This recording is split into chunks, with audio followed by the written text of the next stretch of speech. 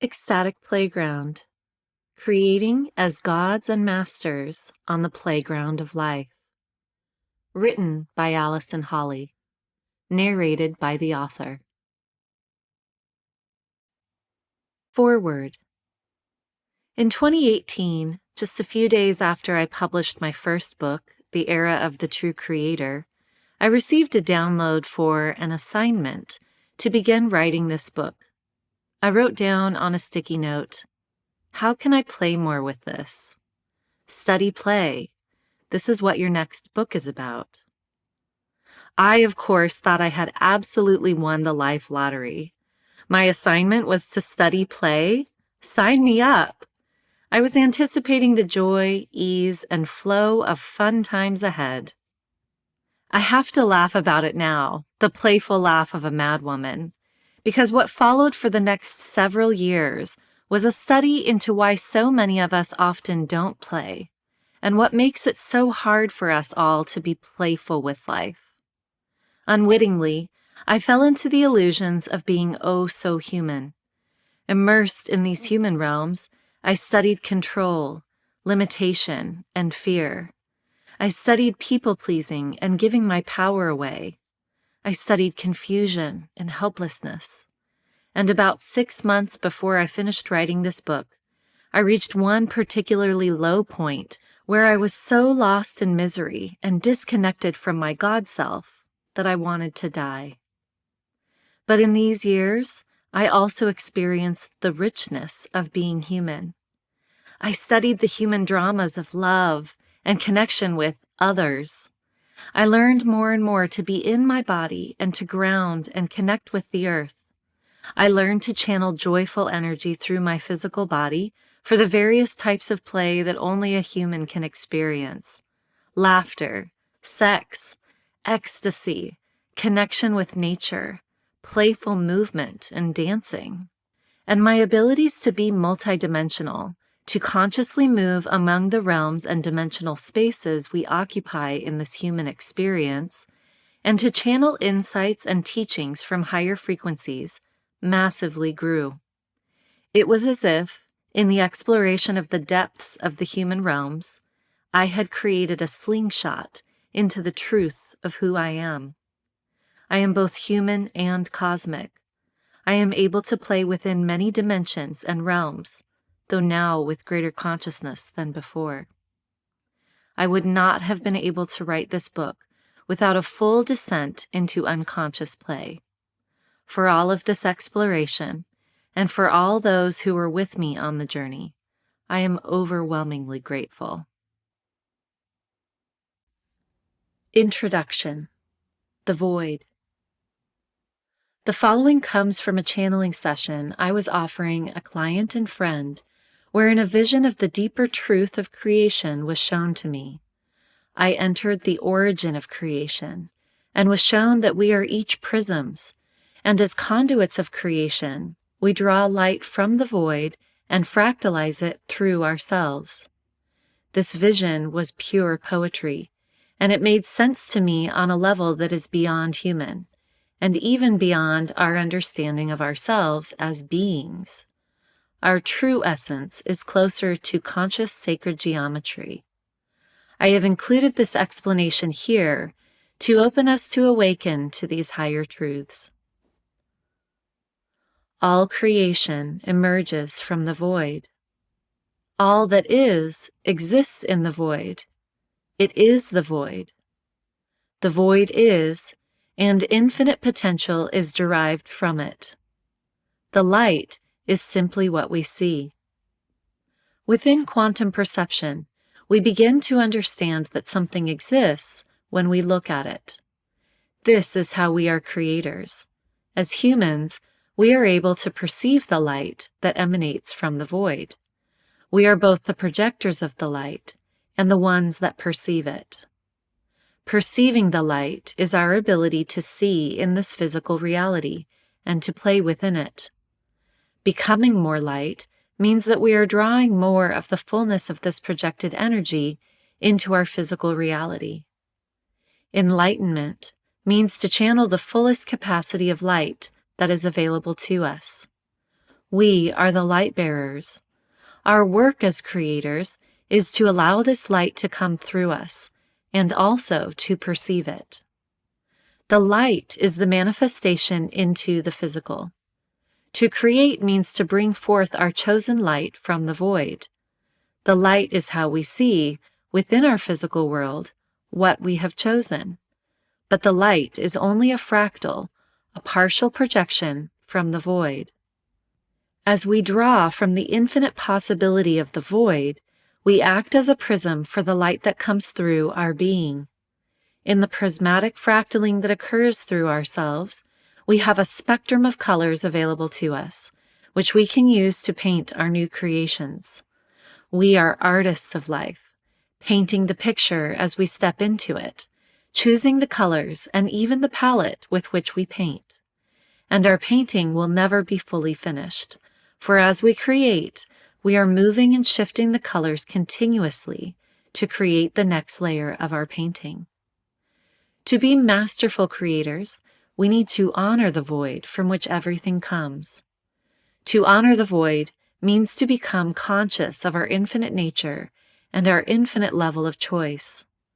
It means to make a conscious choice about what we bring to light, about what we create.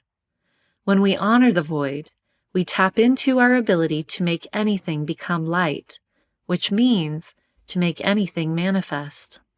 Many of us choose unconsciously because we don't recognize that we are the creators. We are the projectors of what we choose from within the void. But it is the choosing, the focusing, that is the fun in the human experience. In this choosing and in our mastery over this choosing, we find so much joy. We can play, being within the all that is, while still projecting our chosen reality within this human landscape. In this play, we become consciously multidimensional and exist in multiple landscapes simultaneously. We are being the all that is as a focused moment in time. We are a creation of the all, and so also we are the void, the everything and the nothing. In this game of being human, we fall under illusions because of our limited ability to perceive all that is. One of the main illusions we experience comes from our focus on the light. Our human experience has trained us to believe that light is all there is, that only manifest form is real, and that only the known spectrum of colors is good. In our human experience, we tend to only see that which comes from the void. We see the externalization of the void. But the void is all that is. It is perfect creation. This includes the all and the nothing, the void and the light. Through ascension, we consciously expand beyond this duality. There is no imbalance when we allow all that is. We become the all that is, merging with it once again. Our acceptance of everything will not only allow in what we may have been pushing away or what we perceive to be undesirable. It will bring everything into balance.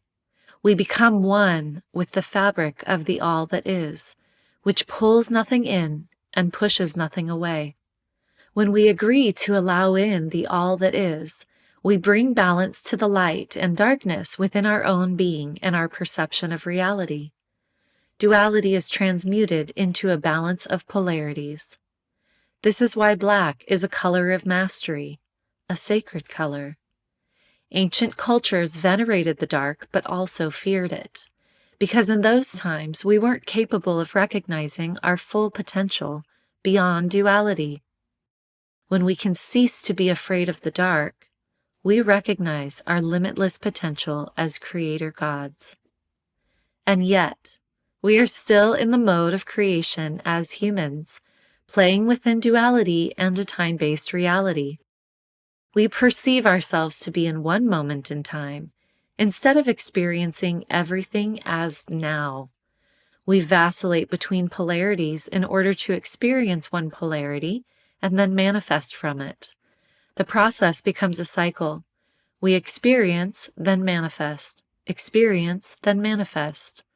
We are essentially drawing from the void to project light, or more accurately, we are in the void and choosing, and then projecting light. We do this unconsciously, which keeps us bound to a dualistic process of creation that seems to be beyond our control. To become masters in these realms, then, we must learn to consciously exist in and draw from the void.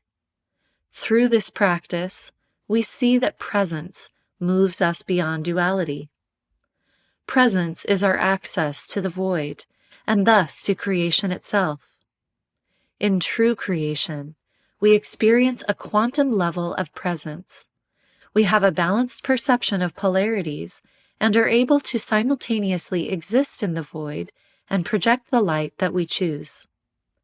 This is why so many who have reached this level of wisdom are quiet. They allow themselves to be highly present and exist in the void, understanding that there is a tremendous amount of power and oneness in this place. They allow themselves to be the prismatic creators who bring forth all creation from the void, and they do so with a deep sense of peace, free of the attachments created by the illusion of duality or separation. When we step beyond duality and the illusion that the light is all there is, we understand that the fullness of this life experience is fun for us. Even the confusion, even the unconscious choices and the experiences that we perceive to be painful. And to consciously choose what we desire is incredible ecstasy. As prisms of light bringing forth creations from the void, this is our play. Chapter 1. Play. From a cosmic perspective, nothing is ever necessary.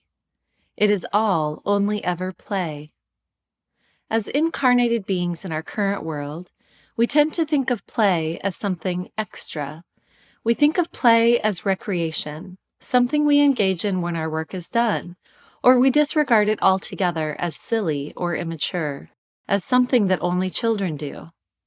But this is all a limited conception of the truth of play. Play is our very existence. It is actually what we're doing here on Earth all the time. In this human experience, we are constantly playing in infinite ways. We are playing with our energetic creation and with our ability to channel these energies into physicality. We are playing with the creation of ourselves and our personality, and with how these interface with our projected world. We are playing with perception, our ideas of reality, and our mastery in these realms. Everything we do is play, a play of creation and light as it dances through dimensions. But just because we're playing doesn't necessarily mean we're having fun.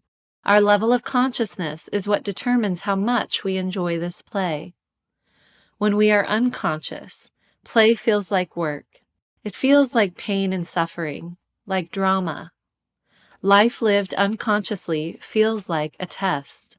But life is never a test. It is a game, a theatrical play in which we are the directors. When our energy and actions come from the consciousness of our highest selves, play is an experience that is joyful, creative, and endlessly entertaining and fun. By expanding our perception of play, we gain a new understanding of what it means to have fun from a higher self perspective.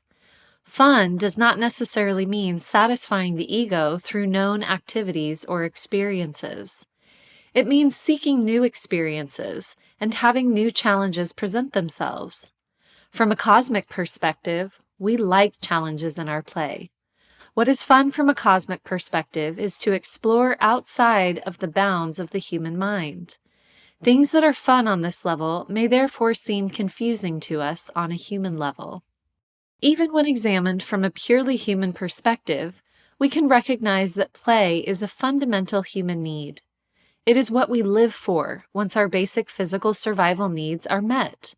And this continues through our awakening. When we are conscious beyond the world of polarities and have realized our eternal nature, playful creation and mastery within these realms are the next steps.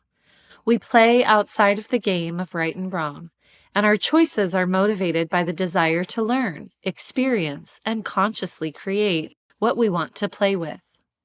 Play is what we exist to do when we know we are eternal beings. Play in all forms is natural and fundamental, one of the basic elements of our being. So why don't we know how to do it? Why don't we effortlessly play in life? The answer is that we have all created many boundaries around acceptable ways to play and limitations around what play can be.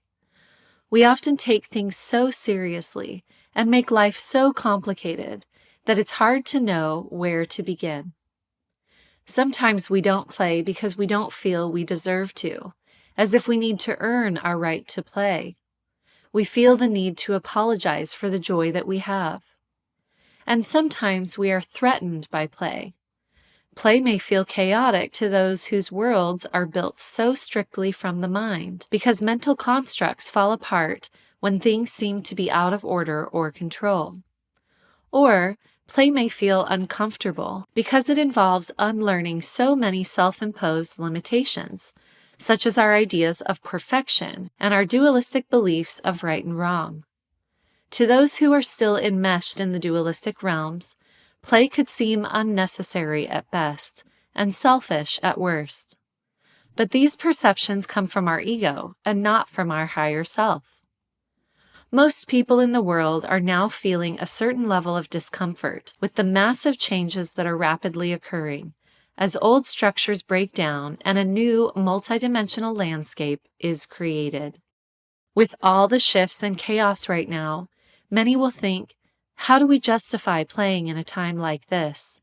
How do we allow ourselves to feel comfortable playing when play seems to be some sort of a privilege in the midst of so much suffering?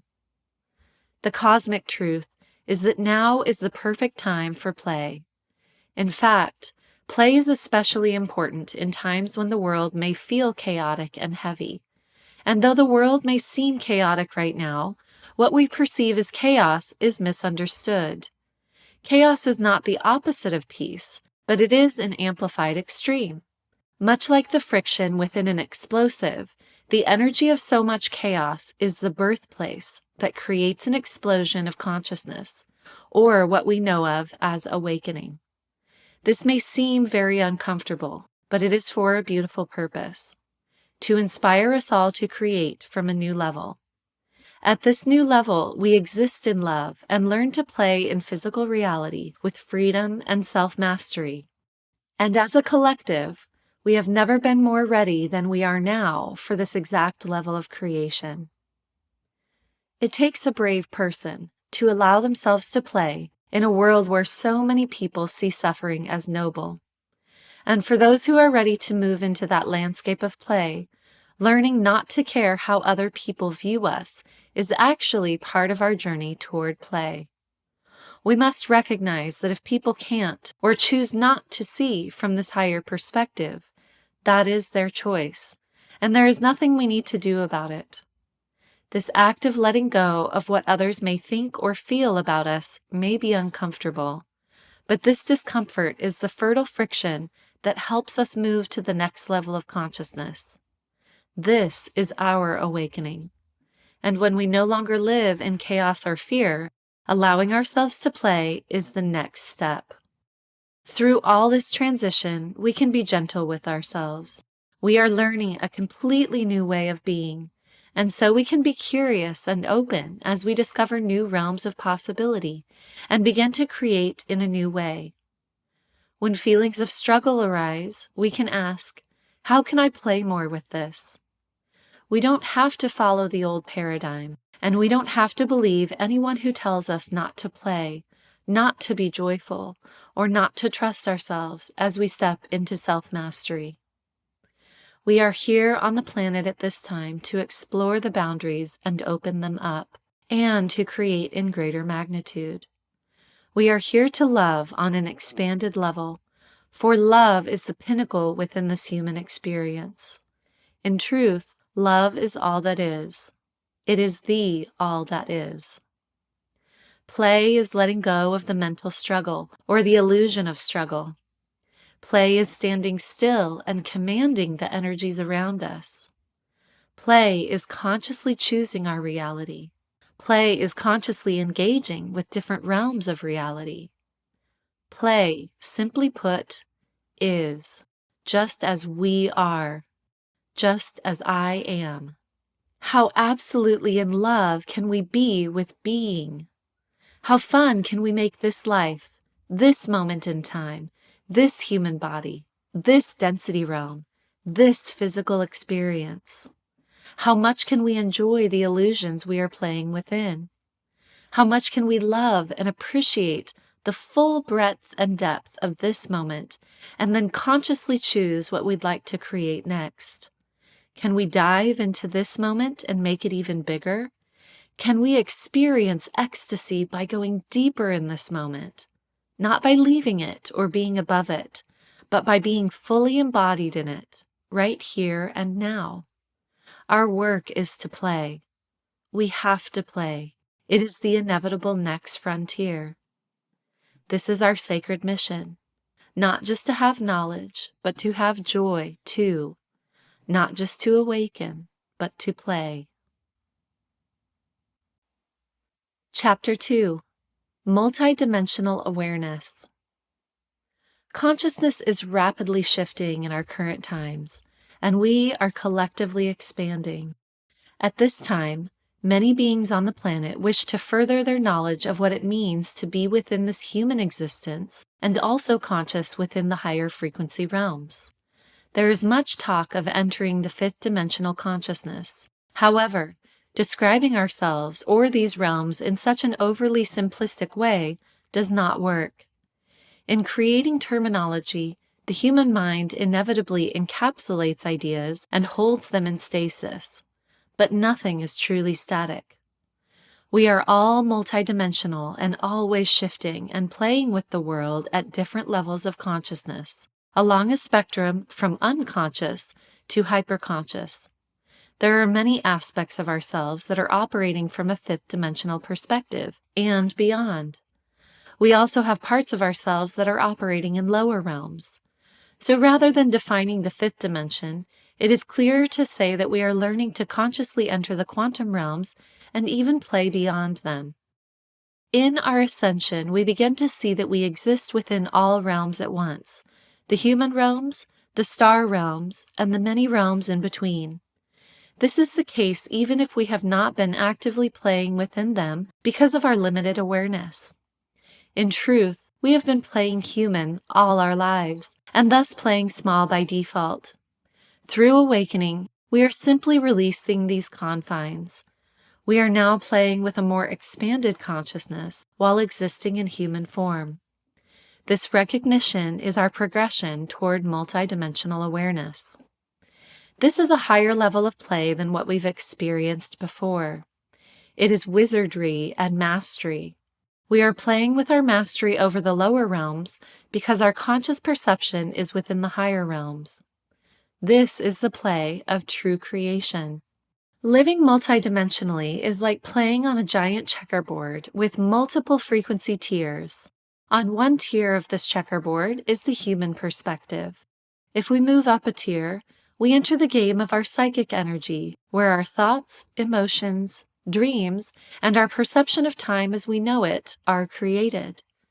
Beyond that is the quantum tier, and beyond that we exist in the prismatic rainbow frequencies of the sixth dimension.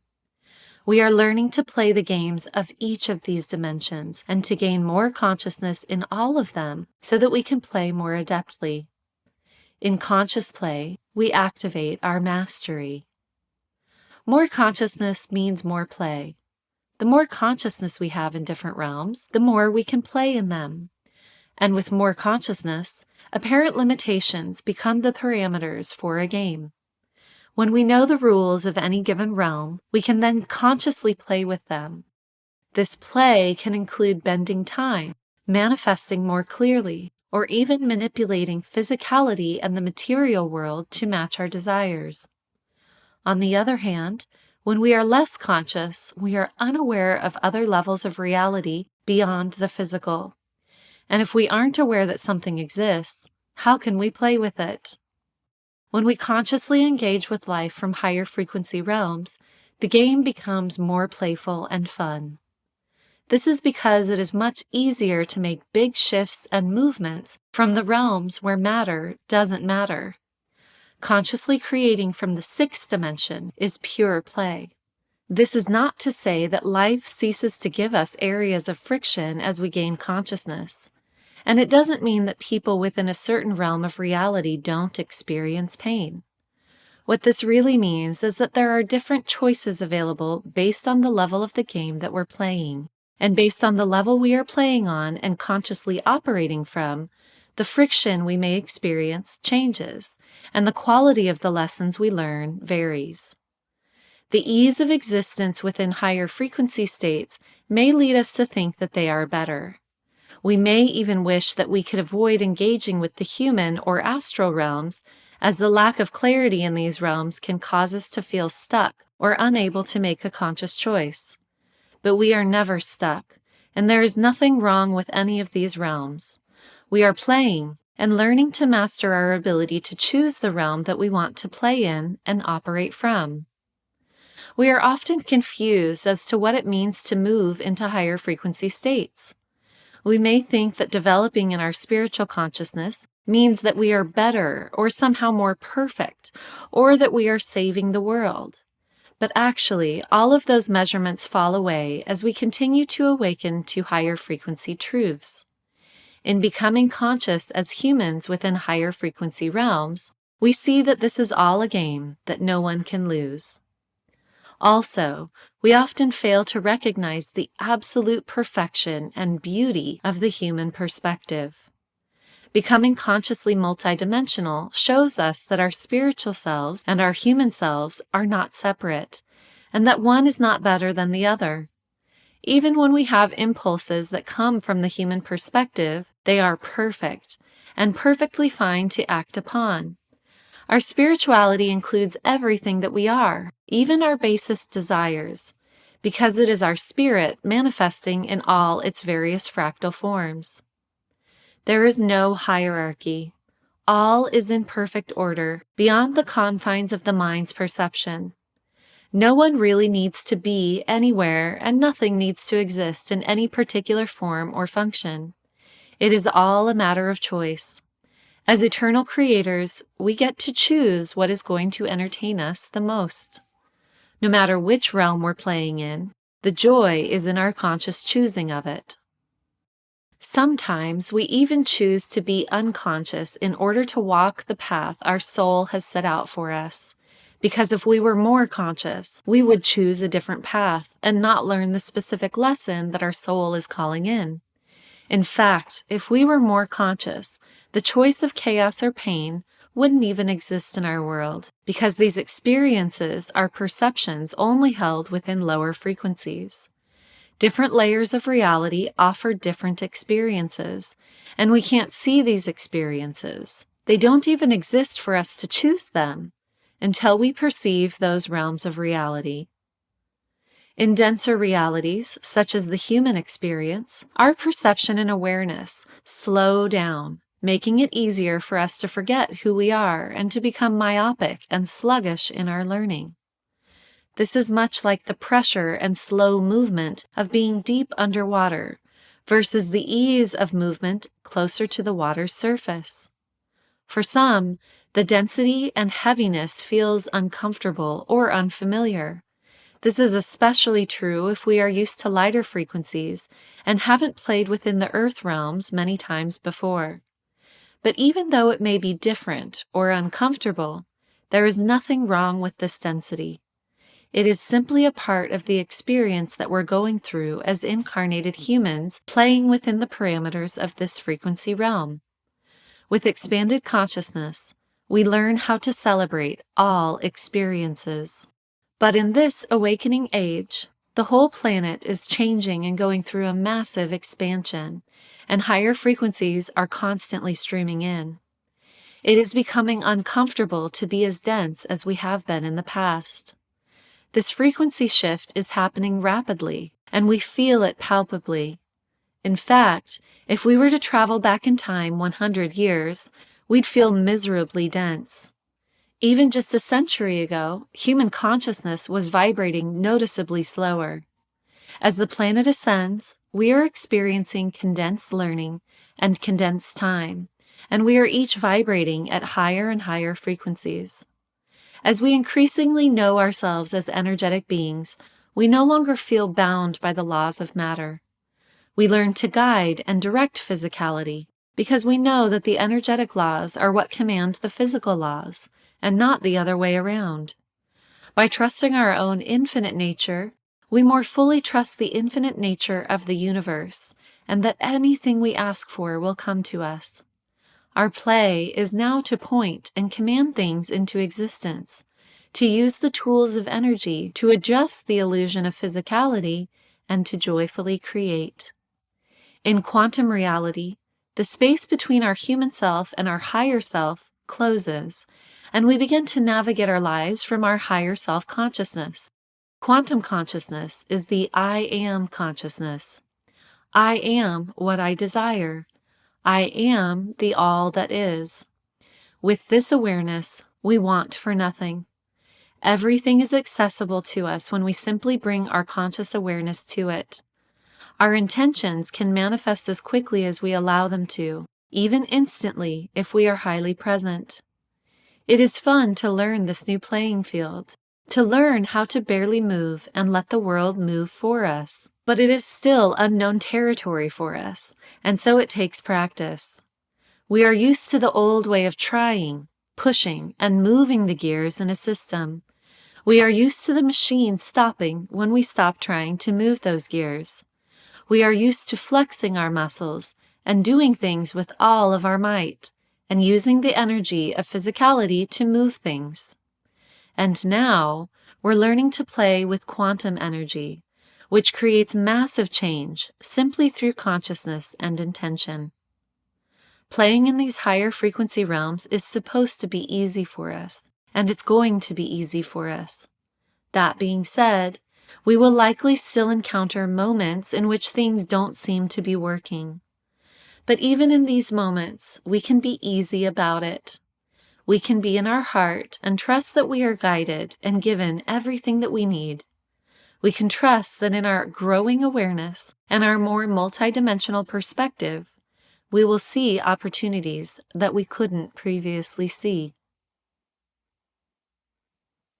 Chapter 3: Gods on Earth. As we collectively elevate beyond our old paradigms, we are each beginning to see and understand the extent of our abilities to create.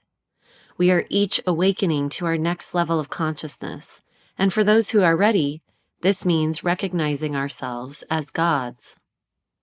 The word or notion of God has many possible meanings. Here we use the word in two ways. The first is in reference to ourselves as the creator of our reality.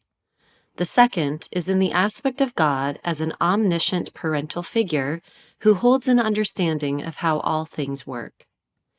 To know ourselves as gods means that we begin to play with expanded creator abilities and with the sovereignty of self-governance. As gods, we are consciously creating our individual reality, and thus the collective reality, through our multidimensional play. Everyone is playing a game, and yet there are many who are still not awakened to this awareness. Many people are still unconscious in their creations, and are therefore looking for a God external to themselves, an all-knowing being, to both create the collective reality and to show how to navigate it. Those of us who are masters of our own reality are creating the games that others can play in, until they, too, learn how to consciously create. The idea of knowing ourselves as gods may be uncomfortable for many people. There is a belief that if we know ourselves as gods, we take on a power that is beyond human capacity. We may believe that being in the fullness of our power will make us domineering, or that we will use that power to hurt other people. Many may even feel that it is dishonest to create a reality that others experience, or that in doing so, we are taking away another person's free agency or being manipulative. But creating a reality for others to look toward is not manipulative. Instead, it is based on a level of presence and expanded consciousness. It is based on a core of deep love, which comes from knowing the truth of the new light vibration that we are holding. This is not truth as in objective reality, nor is it truth as opposed to any falsehood. From a higher vibrational perspective, truth means frequency alignment. As gods, we understand that to be in our truth means to hold the vision of our own reality and to create from this state. Even though we know that no objective reality ever exists, we recognize that we are creating the truth all the time, and that there is also a core truth of harmonic alignment. Recognizing that we are the gods and creators of our own reality is not egotistical either. It actually right-sizes our responsibility in life. Seeing that we are gods means that we know we are responsible for ourselves, and that everyone else is also responsible for themselves. Yet so many of us, on a subconscious level, are afraid of moving into the higher frequency realms of play and knowing ourselves as gods. Memories from our collective human history are blocking us. Before the vibrations of the earth and people shifted in our current age of awakening, there were two distinct paths one could take upon becoming enlightened and awakening to God consciousness. The first path was to live as a detached observer, shutting oneself off from the world. This was non-confrontational and even pleasant, as there is a level of entertainment in observation, in perceiving the chaos that other people are experiencing. This is why so many masters before us remained in this perfect observer role, in long meditation, witnessing everything and feeling the bliss of observation from a place of non-attachment. The second possible path after enlightenment, the alternative to shutting oneself away and observing the dramatic creations of others, was martyrdom. This was because those who reached enlightenment would try to go back into the world and teach what they had come to understand. But the state of the world and the consciousness of the collective was too dense. These enlightened beings would try to teach what they had come to know, and even though it would help many people, the collective at the time were not ready to know themselves in this way. They still saw their power as being external to themselves. Those who understood themselves to be creators were a threat to the foundations of the collective reality, and were often killed or cast out of society for their knowledge. Martyrdom is very strong in our past. It is embedded in us that people could be so uncomfortable with us for having a higher frequency awareness that they would want to kill us. But that is a paradigm of the past. We are now collectively reaching consciousness within higher dimensional realms. Now we have the ability to take these truths, this understanding of ourselves as gods and creators, and also play. We no longer need to be martyrs. Instead, we will find that others are grateful that we hold this truth, because they themselves are also coming to know it and are looking for guidance. Knowing ourselves as gods is like being a loving parent. In the same way that children struggle to do something that adults can do easily, others are naturally going to look to us as if we have more power, because we operate at a frequency in which life moves more easily. This is where we understand God consciousness to be the same as universal love. We come to see that opening to more of the truth of who we are inherently means that we are connecting to the divine source of love, and that we are agreeing to more and more of ourselves as that love. God is love. As gods, we are divine love embodied. As the illusions of our world begin to fall apart, many people who do not feel comfortable holding their own power will look for another god or parental figure in whom to place their trust. Some people have looked to the government or to their community to be this parental role. For many of those people, that security is falling apart intensely right now. For others, their God or sense of reliability and stability is in finances. They rely on the known structures within the financial world for a sense of control. For those who are very worried about health care and place this care solely in the hands of others, their God is science and doctors. And for still others, their God is in their partnerships and relationships, as they depend on their perception of someone loving them in order to feel safe and secure. But we're at a point where we're no longer able to look to other people, the government, science, or anything external for validation. Anything that is outside of the truth of our infinite nature is being stripped away from each of us. This serves to help us find our own inner freedom and recognize ourselves as creators within this existence. In order to fully claim our own sovereignty and step into our God selves, all of these externalizations of power need to fall away. What will emerge from the changes, if we allow it to, is something even more true: our own inner strength. This is not human inner strength or psychological inner strength, but the infinite within each of us, which is the real higher power. Through these shifts, we become aware that our own inner journey has nothing to do with anyone else's. We do not worry about other people's views or about what they're doing or perceiving. We are all simply playing our own games. As gods, our work is to get very clear with our personal truth, finding the core of light within ourselves and operating from it. Knowing our own truth through the prism of play will allow each of us to be clear in what we wish to create. Many people's fears are being activated at this time because as the higher frequency energy of change filters into lower consciousness, it changes our foundational structures. This is like a seismic shift, wherein the movement that occurs under the surface causes huge movements on the earth above it. We are experiencing a shift that is felt throughout many dimensions. In the higher frequencies, these changes feel adventurous, interesting, and exhilarating. But from the perspective of our ego and lower frequencies, the changes feel threatening, and they engender defensive attitudes as many people fight to maintain what they know and understand. As the world shifts, many people will completely wear themselves out from the fear, anger, sadness, and frustration of trying to fix the old structures that are burning down, instead of allowing them to fall apart as they are meant to.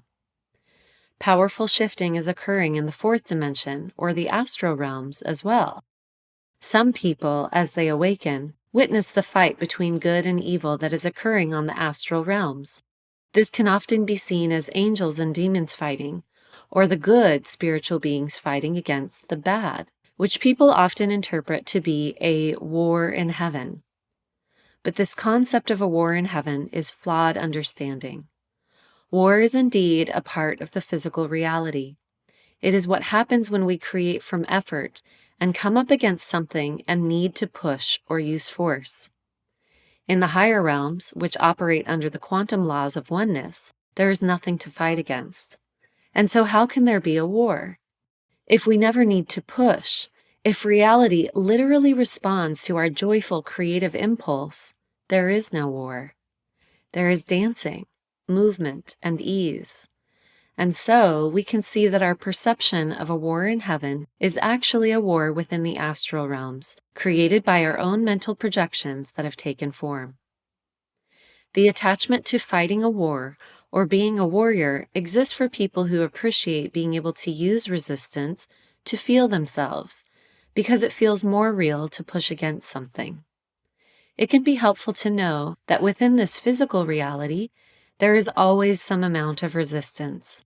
As energy transfers from the quantum reality into the physical reality, it is met with the resistance of denser energy. This resistance doesn't have to be like slogging through mud, though, and it doesn't have to bring out our warrior. It can be lighter, more like swimming and less like moving through brick walls, more like flying through water particles and less like hacking through a glacier. We can choose to maintain our consciousness in the astral realm and feel the war, tension, inner chaos, and fear, and there is nothing wrong with that choice. But it will become harder to hold those vibrations as the planet ascends. And when we choose to operate from a quantum perspective, we will discover an ease of movement, even within the denser realms we are playing within. Operating as gods means that we are highly conscious within the higher or expanded frequency realms, and therefore are not wrapped up in the dualistic drama.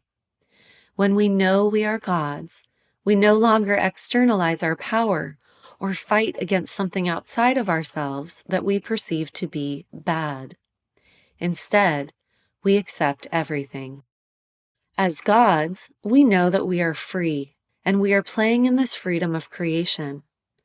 When others see this freedom within us, a common perspective we might hear is, "Why don't you care? Why aren't you fighting the good fight? Why aren't you worried about the world like I am?" We may feel misunderstood for not diving into the fear, chaos, and drama when we are around people who are still only conscious within the dualistic realms. But soon, people will be desperate for anyone who can hold a perspective outside of the drama. People will be seeking out individuals who are not enmeshed in it. Practicing being outside of that space now is going to be of huge service to others as we all continue to awaken. We are each being upgraded within our DNA spiral, and as this upgrade occurs, shifts within the human sphere are inevitable. Many civilizations fall when genetic upgrades occur because the systems that were built no longer serve this newly evolved human. It is helpful to know this so we can see that no one is causing this chaos to occur. And yet, since it is occurring, there is a desire to find fault amidst all of the destruction. We can cease to find fault in the destruction, and even in the people who are holding on to the old patterns, or who are purposefully trying to stall human development. By turning our awareness within and knowing our true power, we also place our focus on the creation of the new. What a powerful ability we have, what powerful gifts each of us has, to be stable in the vibrational frequencies of the new in the midst of all that is happening in the world. While so many people in the world are paying attention to or are distracted by the old structures that are falling, we are actively seeking and creating the new world we inhabit. We will see bright, new, beautiful creations that we ourselves mold, and we will see the path that we choose with increasing clarity, cultivating our understanding of how to be conscious creators, gods, and masters. We are meant to be leaders and guides here, each in our own way. This does not necessarily mean that each individual will be public about it, but through our gentle example, others will surely see us. As we shine more brightly, it is important to be aware that others will see us and wish to be like us, and they may also feel conflicted about how this looks in their own lives. This will make some people angry. It will make others jealous. Many people will feel confused by the new reality that we are creating, which has always been reality within a certain frequency. These are signs that we have ignited something that is actually positive, that is meant for everyone's benefit. While many people feel stuck in difficult, heavier emotions, these are really catalysts for their growth and awakening. In moments in which we recognize these emotions in others and even in ourselves, it is important to have the compassion of a true ascended master, the compassion of seeing and knowing that we all simply wish to understand our own mastery and channel it through our being. It is hard for many people to move past their own perceived limitations and step into their personal mastery, but it is possible for us all. Everyone is receiving help from their guides and their own internal divinity. Our job as incarnated beings is to hold this light frequency within ourselves as much as we can, not to attenuate our own energy to make others feel more comfortable. In this new era, anything is possible. We are creators, playing consciously with our creations, and as highly conscious creators, we know ourselves better than anyone else can know us. We know our capacity for creation and magic, and we know the perfect design for each of our individual lives. We trust ourselves to know, feel, and sense the direction in which we are each guided. as creators, gods, and masters, things begin to look very different. Within the vestiges of the old world, we are creating the new. Chapter 4. Time. In higher realms, everything is here and now, and all possibilities exist. But as part of the game of physicality, we get to play within a time-based reality. As humans, we perceive time as a linear model. We move through the fabric of time and experience events as they unfold, from the past into the future. The unfolding of time is largely what the human experience is about. Feeling and experiencing moments. And this is fun because within this perception, we make so many new discoveries. In the unfolding of time, we get to make choices. One decision, one moment, one probable causality to be walked at a time, and then be within the experience that these choices bring. When we know from our higher perspective that everything is occurring at once, the human perception of time is so delicious, and we see it as an incredible gift. As we continue to ascend, life lived solely from the human perspective starts to feel heavy. On the physical plane, we are at the mercy of time, and from this perspective, there is so much to manage. We push and pull, using physicality to move physicality. But in our awakening, we discover a lighter way of operating. From a higher frequency, we understand that time is relative and that we can manipulate it. Time is an illusion, a continuum of a moment that can be as long or as short as we want it to be. It is like a slinky that we can compress or elongate according to our desires. This example illustrates that time is a toy rather than something serious that controls our existence. With this new understanding, timelines become more open, and there is ample opportunity in this expansion to explore and play. The future and the past are seen to be ideas and constructs. We begin to understand that not only can we create the future, we can also change the past, because what we call a memory is only an idea, and ideas can be changed at any moment. From the awareness that all moments are now, we can see that everything in existence has already played itself out in all directions of time. When all moments are now, the soul has already reached its perfectly exalted state, and yet still desires to perpetuate its discovery as a game. Presence is our gateway to this truth. It is our access to the realms of the eternal now. Being in a state of presence becomes a quantum, psyche-shifting experience that reverberates throughout our whole being and fills us with ecstasy. From a deep level of presence, we can know eternity. In the perception that all is now, everything that we wish for has already occurred. The process of conscious manifestation is merely aligning with this knowledge. Quantum time is literally instantaneous because everything exists now. With this understanding, we see that all physical reality instantly aligns with our internal perception, and the timing of the unfolding of events is only based on the time it takes for us to align internally. But our work to more fully align does not involve grasping to attain a certain vibration, but rather letting go to allow our natural vibration to exist. We live fully in our purpose and in our joy now, because now is all that is.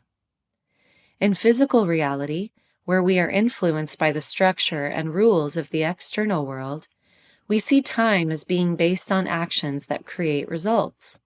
We believe, if I do X, then Y happens.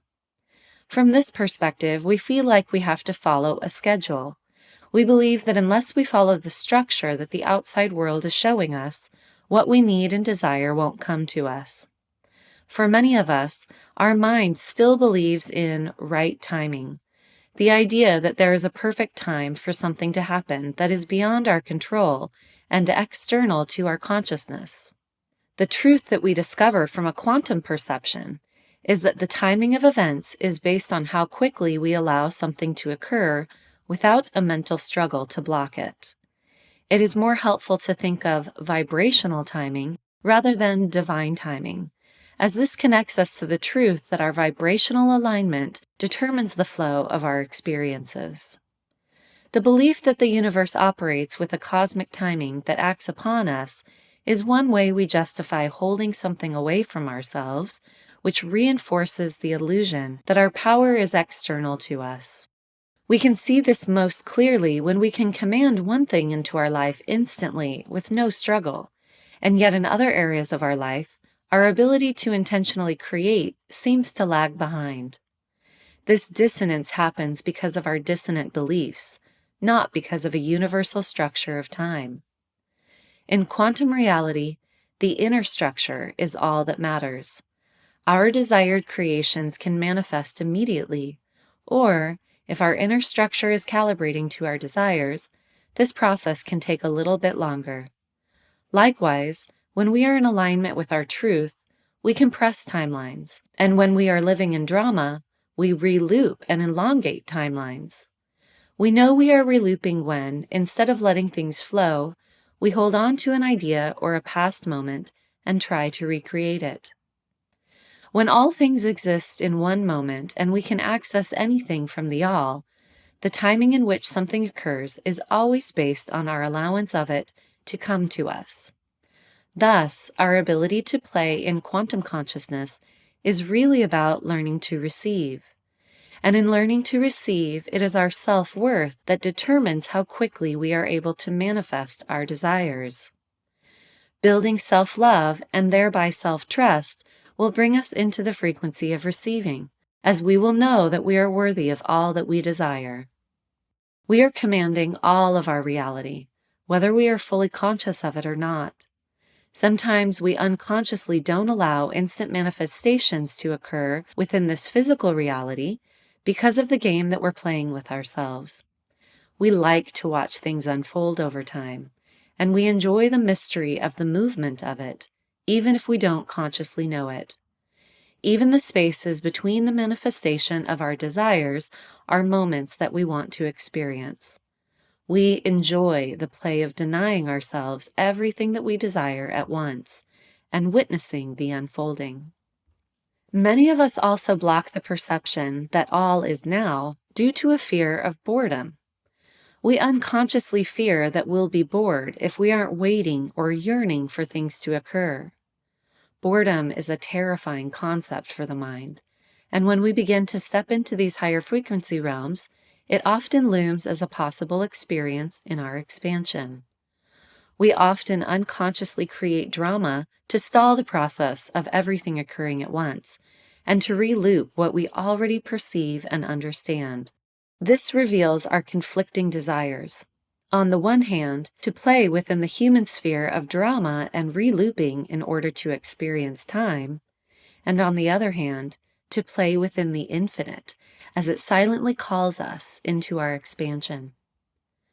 But there is a huge gap between our mental conception of infinity and the actual profoundly joyful experience of it. We can know that in the fullness of our awakening into quantum realms, we won't be bored. Pure presence is ecstatic in nature. It is only our mental training that keeps us from experiencing the innate joy of being. When we don't feel joy, or when we experience boredom, we can know that this is only our mental desire to re-loop known patterns. The level of illusion within the human perspective may also make us feel afraid to step into our ability to consciously create. It may be scary to have things manifest instantly in the moment we imagine them. Even if we have a very expanded perspective, we still experience and believe in concreteness to this physical reality. It would be a big leap for our mind to conceptualize or understand instantaneous results to our desires, which is why we walk into our quantum creation abilities one step at a time. The human mind, which we're used to operating from, cannot conceptualize the infinite nature of all that is. Our perception of time is only as static as our minds are, which is why we must operate from the universal mind or higher mind in order to play in the quantum realms. When we let go of the mental desire to have a static reality, we open to perceive this higher level of reality. When there is a moment of pause within the mind, especially when the mind is stunned for a moment and isn't grasping at anything, our mental matrix breaks open, and we can see beyond the confines of time. In these moments, time seems to slow down or become more spaced out because we are entranced and viewing everything from a higher frequency dimension, though to others viewing from the outside, events may appear to happen rapidly. Or we may see the entirety of a situation in one download. This is a sign that we have moved out of the linear idea of time into our higher mind awareness, where everything does exist at once. As we master our play with time, seeing the future becomes as comfortable and accessible to us as seeing the past.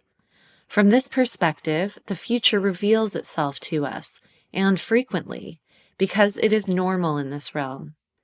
We begin to master the skill of consciously compressing time, and we can easily access points in our own individual timelines as if they are real in this moment now. But it's helpful not to let our ability to see the future distract us from the present moment, or make us feel like we need to be somewhere other than where we are.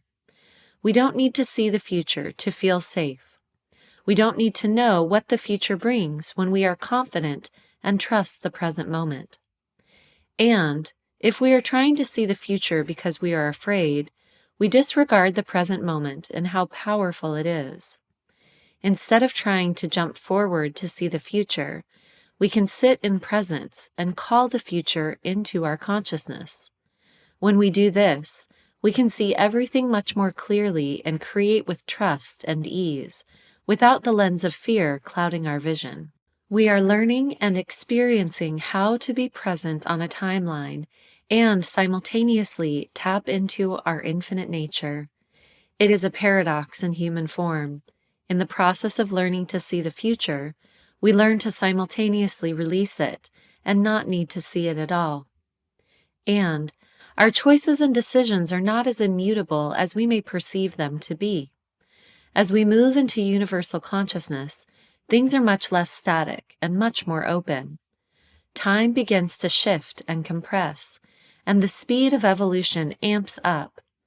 Even painful moments, lessons, or experiences will be shorter-lived and seem to speed by. We can know that in the ever-expanding infinite that is beyond mental comprehension, everything is in perfect order and happens in perfect timing. There is both time for everything and a time for everything.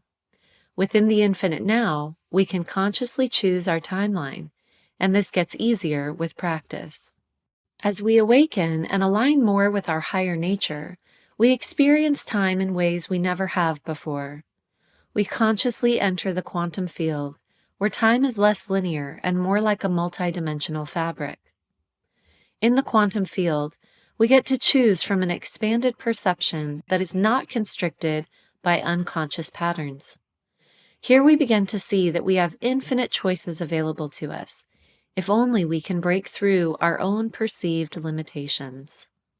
We can disrupt the matrix, which is simply a web of patterns, and choose to step outside of it in order to truly create. We disrupt our own mental matrix of predetermined outcomes and actions by choosing from this higher perspective. From the quantum field, we cease to see problems and instead only see infinite moments and experiences. There is nothing to hold on to and nothing to fix. We recognize that everything we perceive now is actually an echo, a creation from the past, and that we are already flowing into our next creation. We even release things that are to come in our perceived futures, because we see that on some level they have already occurred. We appreciate all that is by allowing it to be what it is, without attachment. And then we play with it all. We move within our creations, we dance with them, and we continue to let new perceptions open to us. We are learning pure presence, allowing ourselves to feel the power of each moment as it opens wide to show us the new opportunities that are now available. We are learning to know each moment as complete in and of itself, and we are being assisted into a quantum understanding of the flexibility of time. New codes coming into our physical reality, into our bodies and minds, make us more confident in the divine structure of time unfolding. As we learn to play within the realms of quantum time and bring these time-bending abilities into our physical reality, we will become more able to consciously choose, and we will see that only when we are deeply present are we truly choosing and in full mastery of our choice. Chapter 5. Becoming the Observer. When we incarnate as humans, we move from the perception of ourselves as the infinite all into the perception of ourselves as a singular individual. This is the meaning behind what we call the fall of Adam, infinite consciousness moving from the eternal I am space into the finite mind and awareness of self. The myth is that this was a fall or a mistake, when truly we wanted it this way. We wanted this more finite experience in order to have a new perspective. There is no self in the infinite space of I am. Just as we can't look into our own eyes, we can't see a self from the space of eternal awareness. To perceive ourselves as singular beings, we need to forget that we were the all.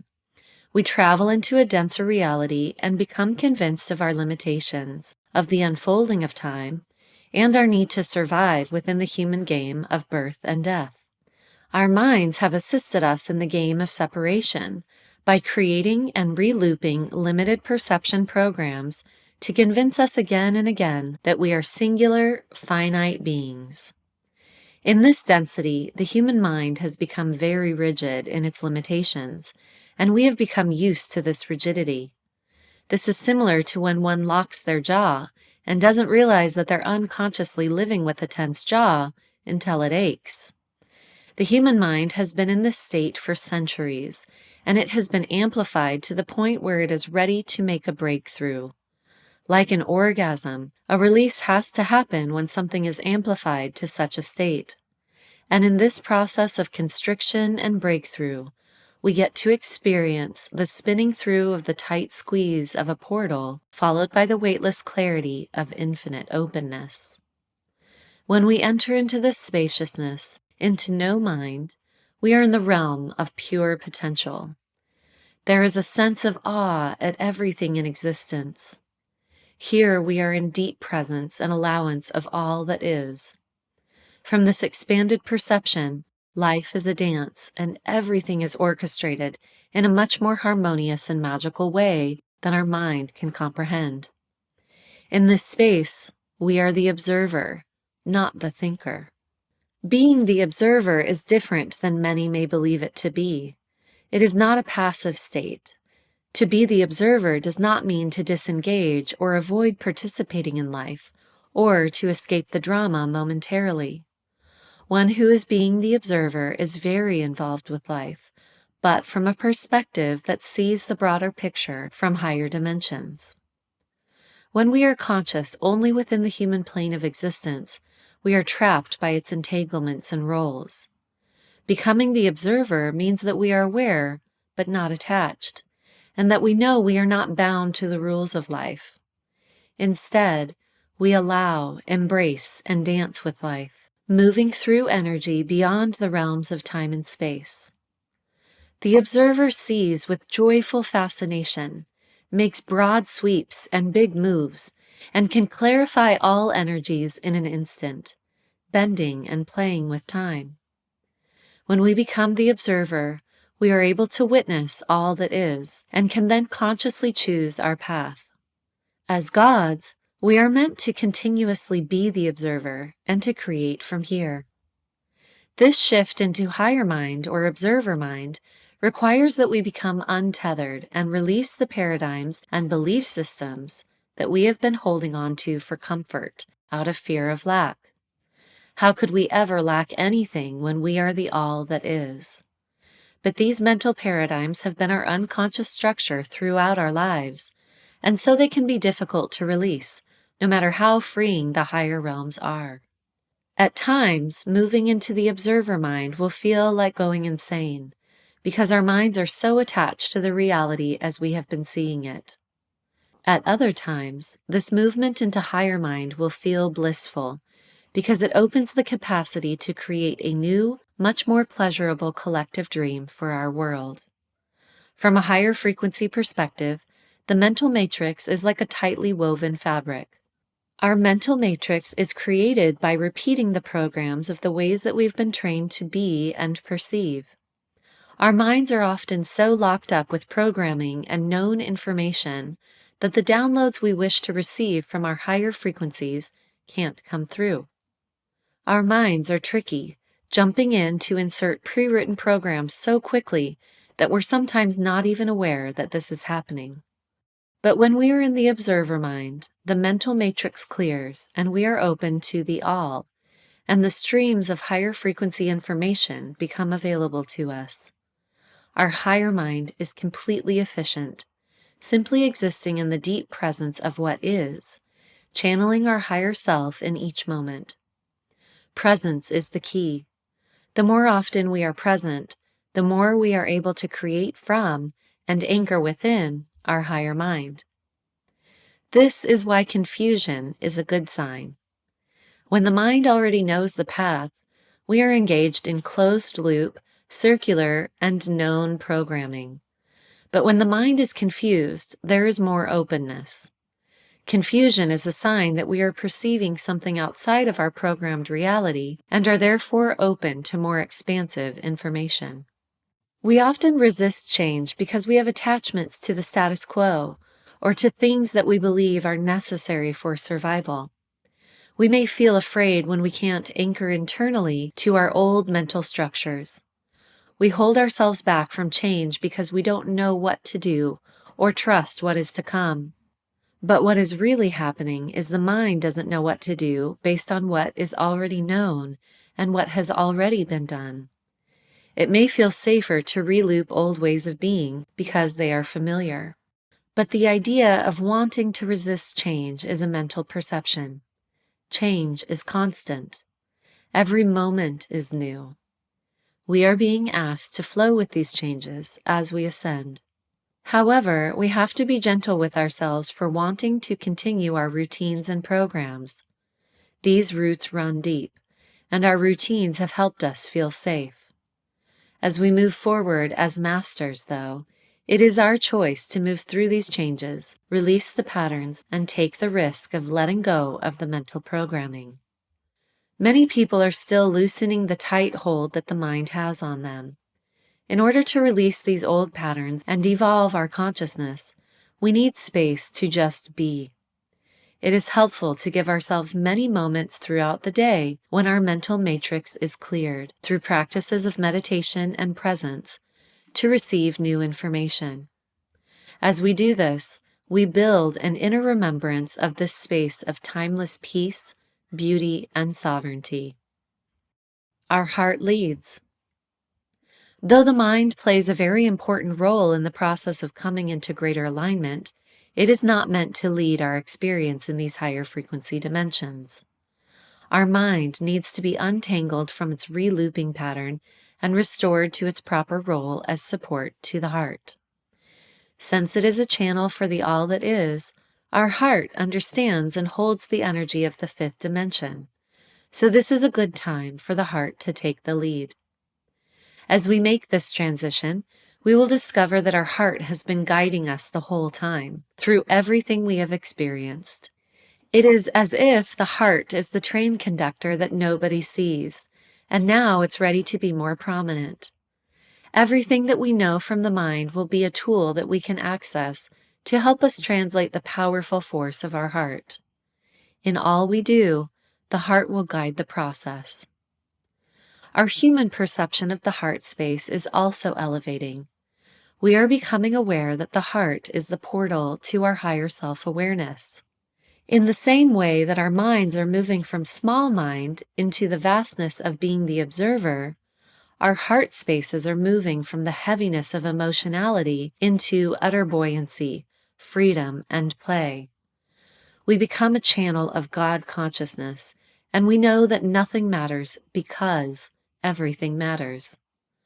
What lightness and beautiful spaciousness lie within the heart, where we care about everything because we know it's a game. It is a vast shift, and we can see, feel, and sense the evidence of this shift in ourselves and in the world. At the initial stages of inhabiting our heart space, however, we may notice a lot of emotionality or fear emerging. This is a juncture of expansion, where we experience a volley between the heart and the mind. As the heart expands, our emotions become amplified to resist this change. We may feel a tightness in our hearts. This simply shows us a parameter or limit that the mind has placed around the heart space for safety. Our heart space is opening and pushing our energetic walls back, which creates a feeling of tension. This may be confusing and make us want to close down again or do what is known in order to retreat to a feeling of safety. What is actually happening is that the mind is creating the very pain it is trying to protect us from. As the breakdown of old paradigms begins, the mind rushes in and attaches an emotional label to our experience, which is what activates our perception of pain. The pain doesn't exist until the mind rushes in. The human mind is programmed to problem solve, but when we expand in the realms of the heart, we can't look at everything that breaks down to try and fix it. It is not meant to be fixed. It is breaking in order to open. Therefore, all pain that we may feel within the heart space is simply a denser layer of reality breaking away to reveal our true, lighter frequencies. And contrary to what many people believe, the heart space is made to be strong. The true heart will never hurt, because the true heart exists outside of the realms of duality and views all as love. These shifts into the heart also don't have to hurt. In fact, we don't even really need to pay attention to them. Pain comes from our perception of what is, but as gods, we know that everything is continuously flowing through the filter of our perception, and that we can command what is by changing our perception. Instead of looking at things from a ground level perspective, we need to expand out and look at the bigger picture.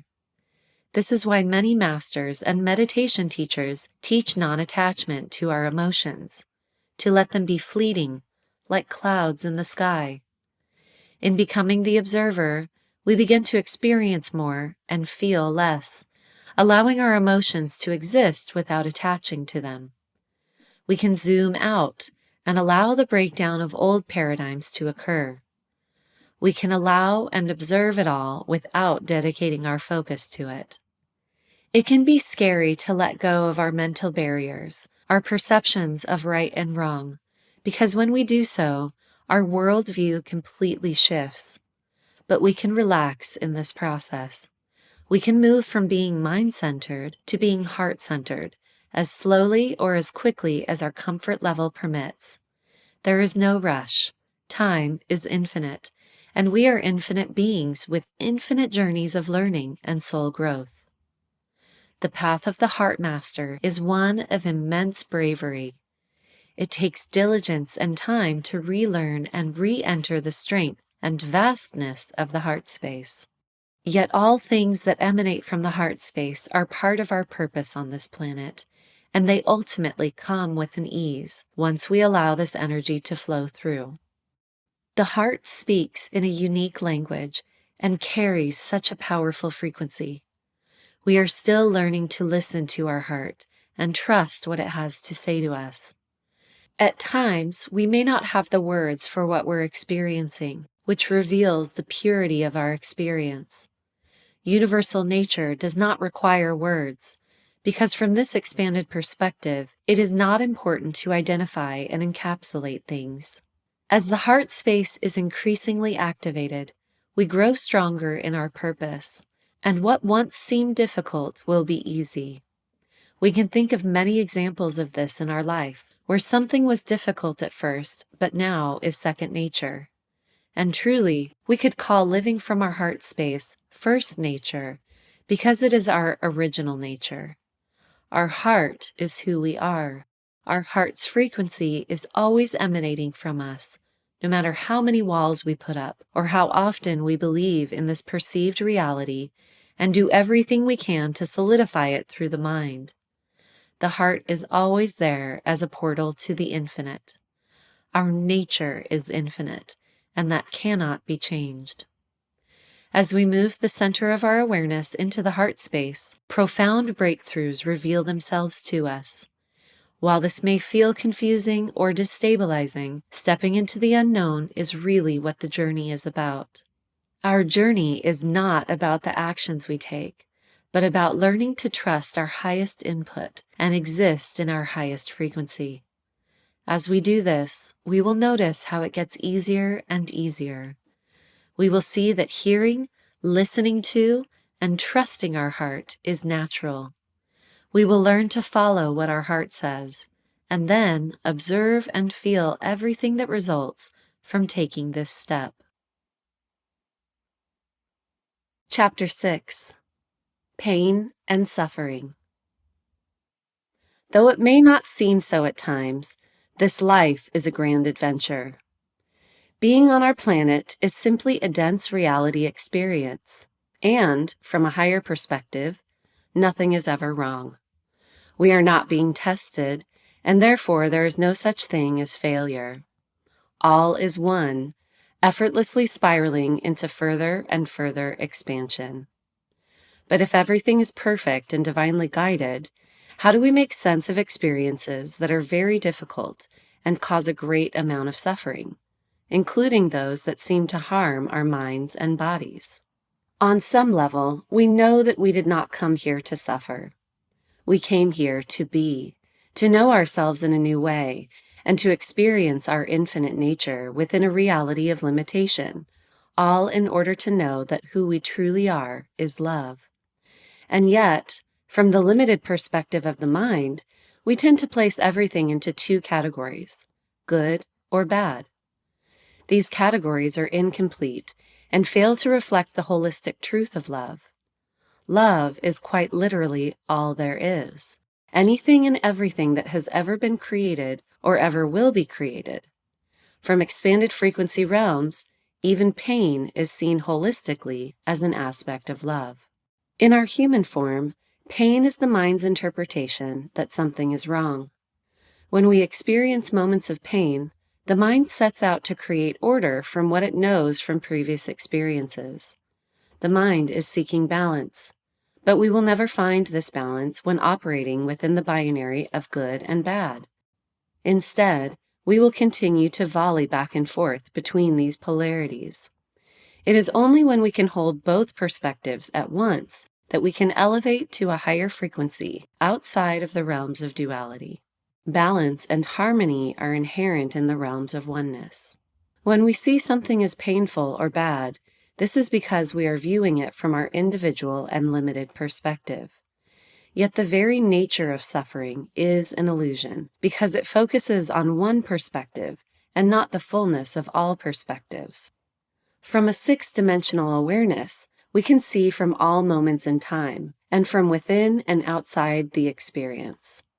As highly conscious observers, we know that every occurrence is a divine moment within the multidimensional fabric of the all that is. Yet even as conscious creators, we will have times in life when we experience suffering and pain. Pain is an inherent part of the human experience, an inevitable aspect of the physical realms that we are playing within. But pain can be of great service and a powerful teacher in our awakening, because it anchors the soul into the human experience. In painful moments, we are compelled to focus intently on what's happening because we wish to rid ourselves of the pain.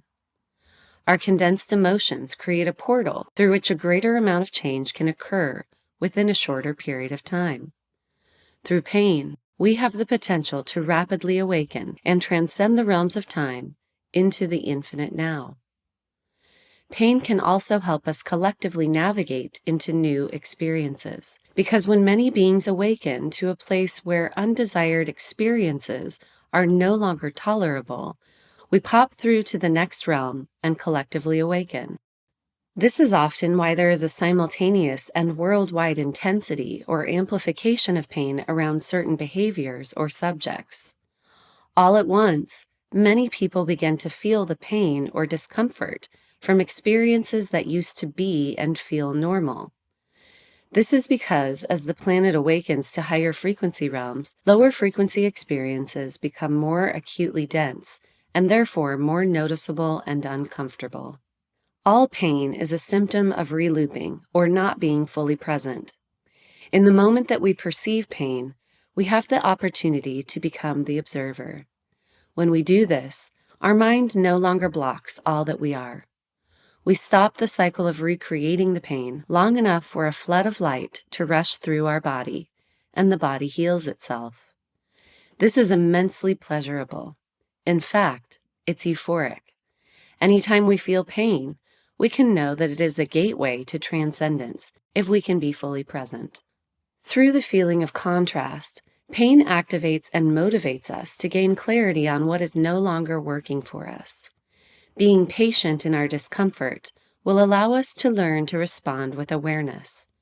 We can then begin to choose from a place of internal peace, instead of continuing to need discomfort to motivate us. We can allow ourselves to breathe through these moments and feel the internal conflict without trying to fix it or fight it. And as we ascend, we will be more adept at being motivated by and consciously choosing from joy instead of pain.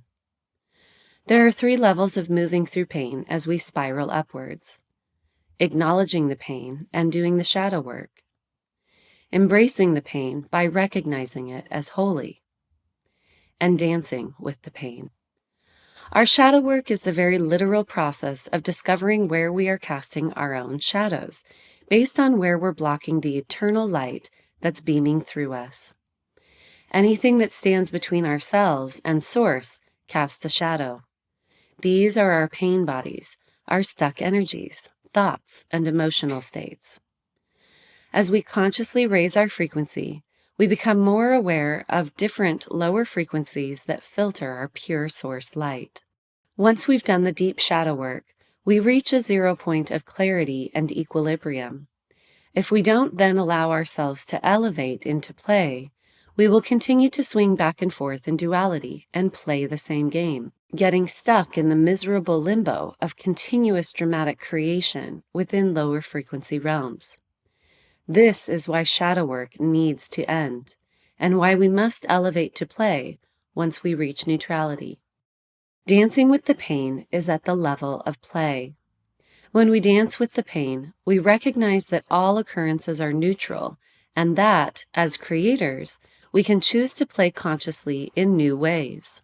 In this dance, we find deep joy, and ultimately, we transmute the previous paradigm of pain into love. To consciously bring our awareness into infinite joy during moments of pain, our practice is to feel gratitude for the pain. This may seem to be the opposite of what we would want to do, but in appreciating anything, our perception of the finite falls away, and the infinite rushes in. Beyond our mental perceptions, the infinite is always felt as joy to the system. Our full acceptance of all our experiences is what unlocks the relooping pattern and sets us free. But accepting exactly what is in the moment can be so difficult, as it causes us to release the stories upon which we have built our existence. Accepting everything can feel like losing our mind, or losing our entire sense of self or core beliefs. It can even feel like a death, as the mind can't comprehend our existence without those beliefs. But if we allow it to, the discomfort we feel in these moments can push us through a portal into expansion. Also, it is a fallacy that the old part of us must die in order to birth something new. The only thing that dies is the attachment to and relooping of old patterns. Each new version of ourselves will not cost us the old version. Instead, the old becomes integrated in its fullness. All we are ever doing is expanding, and in expansion, we contain all we have ever been and more. Anxiety is another experience which we often misinterpret to be negative, but which we can learn to see in a new way. As the frequencies of the planet amplify, we become capable of perceiving and choosing from a vaster realm of possibilities. Many of us experience anxiety as the speed of inspiration increases. This is because we haven't yet practiced how to create as quickly as this inspiration comes to us, essentially at light speed. In essence, anxiety is a sign of being overwhelmed by inspiration and a desire to live our purpose. When we are calling in who we desire to be in the future, we project ourselves away from our present moment, often believing that our present moment is out of alignment with our grander picture. But it is not. If we can release our need to pull the future toward us and instead bring ourselves into present time awareness and allow everything to be in this moment, we will always be led to our highest possible future because we are existing in it now. We can therefore remember that anxiety is anticipation and excitement for the newness of our creations. When we have feelings of anxiety or any emotional reactions that move us away from our center, we can gently move into being the observer. From this space, most of the actions we think we need to take will fall away, and new ones that we could not previously conceive appear. Being the observer and making all choices from this state is our true center of power. Even one moment simply existing as the observer is more powerful than any action we could take from a place of unconsciousness. Eventually, through practice, we move into a playful God consciousness and ask, what is so absolutely joyful, instead of what needs to be taken care of. We can always remember that moments of pain, anxiety, or discomfort, supposed blocks to the life that we desire, are simply part of the adventure that we are creating for ourselves. It is always an aspect of creation, and as such, we can feel proud of ourselves for all that we have created thus far. In these moments of pain, we can know that we are doing nothing wrong.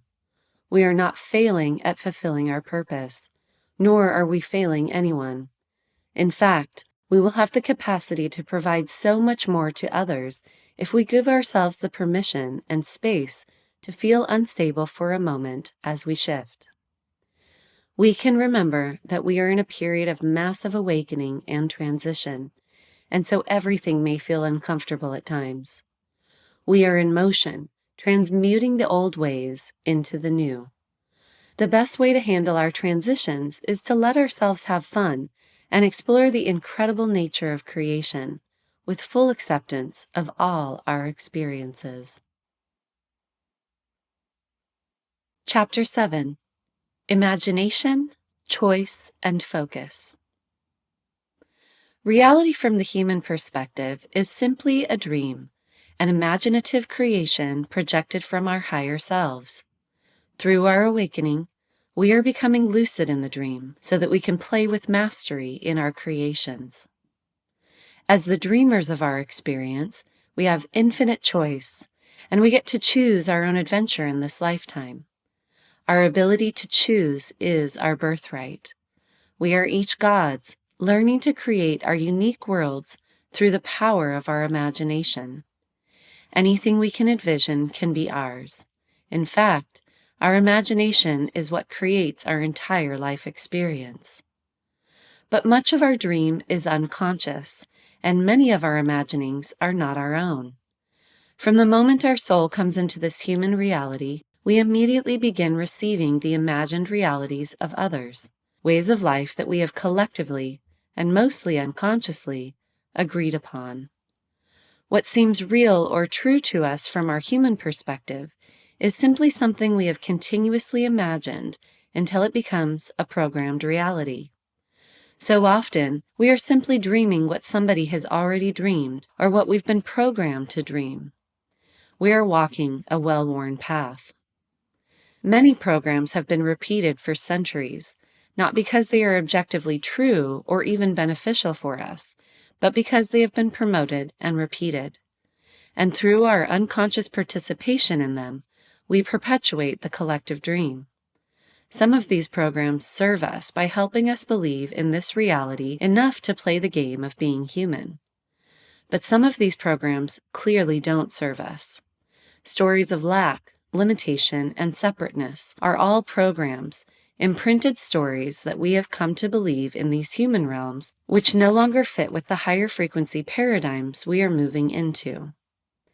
Our imagination is our intentional dream. In a sense, imagination is true creation.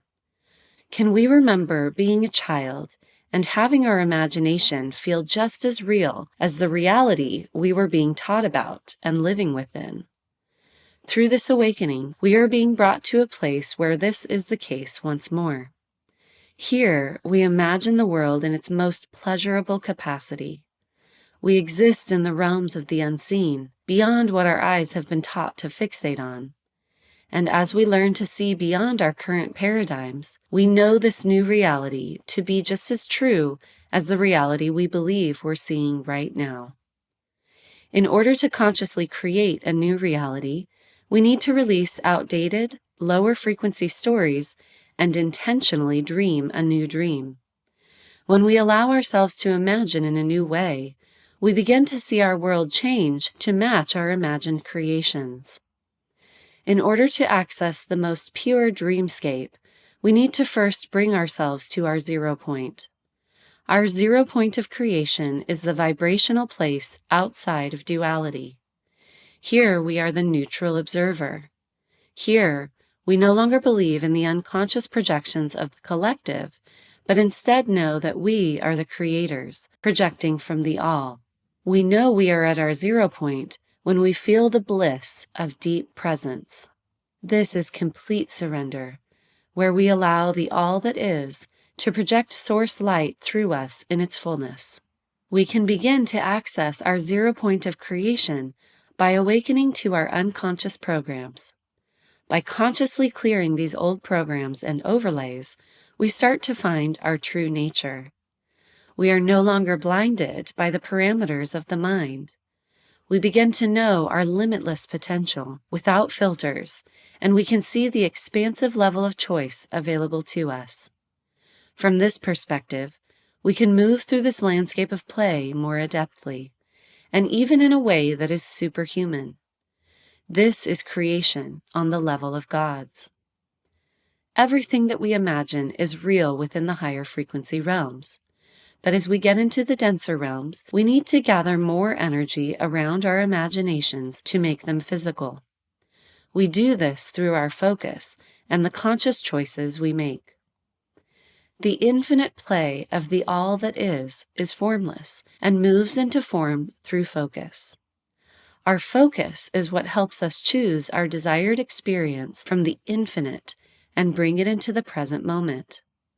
This process is like taking the light of the sun and shining it through a magnifying glass. As bringers of the light, we are at the edge of the lens that focuses the all that is and manifests it into matter. This focus creates more of whatever we're paying attention to, helping us solidify it into the physical. And in physical reality, we like so much to dive into one experience and deeply discover that one experience. There is an ease in creation that opens to us as we awaken to higher frequency realms. We cease to see limitation, and we recognize that the power of our focus enables us to create beyond the confines of time and space. From our human perspective, events unfold along a timeline, and we are then at the mercy of this timeline, waiting for things to happen in the future. But from the expanded consciousness of knowing that everything is here and now, we can choose to focus on anything along that perceived timeline because it is available to us in this moment. The more we focus on it, the more it anchors into and becomes created in the physical reality. And so we begin to experience that everything is here and now, and we can bring something into physical truth through our study of it, our focus, and our passion to discover more about it.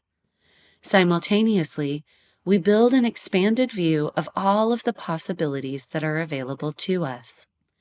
By allowing our passion to guide us and observing, feeling, and becoming deeply in touch with the flow of life force energy that runs through us, we connect with the energy currents that run through all of life.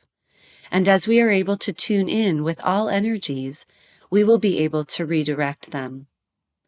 Our focus is much more powerful than we may think. Indeed, focusing is choosing. We're almost lazy with where we place our attention because we don't realize that it actually matters. As a result, we will often bring something back that we want to go away, simply due to the power of our focus. As we become more conscious within these expanded realms, we see that we create through every thought and every place where we direct our gaze. We create more of what we focus on, so when we want something to stop, we simply stop giving it attention. Because we are still coming into awakened consciousness within higher frequency realms, our expansive ability to focus and choose often feels frightening or overwhelming.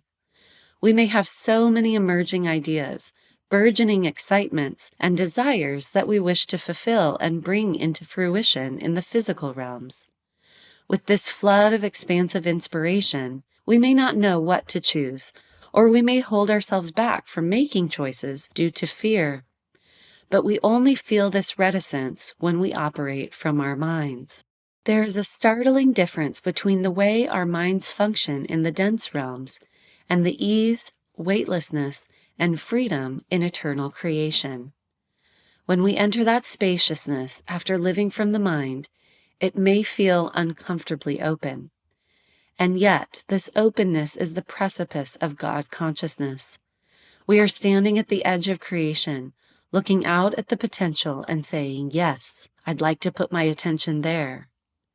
Our play on the quantum level is to point at what we like the most and bring these things into existence. Knowing that we create through our focus may feel daunting to some of us, because we may feel our ability to focus is haphazard at best. But this is a skill that we can develop, and it will become second nature as we move away from fear-motivated living into a more expansive perspective. As we practice focus, we also learn energetic integrity. When we use the word integrity in relation to a physical object or structure, we mean that it is well built.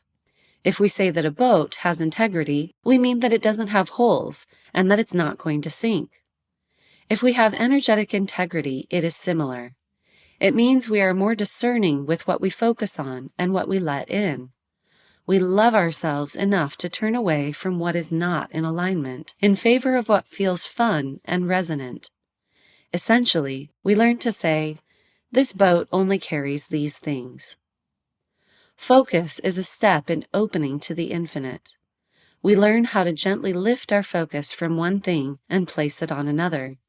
As we practice consciously focusing, we bring in a continuously broader perspective to play with, and simultaneously learn to align our energy with our desires.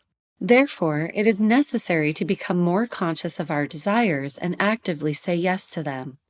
When we don't say what we want, we continue to get whatever just naturally flows in, like some very pretty moths and some not-so-fun moths drawn to the light of our personal, universal consciousness.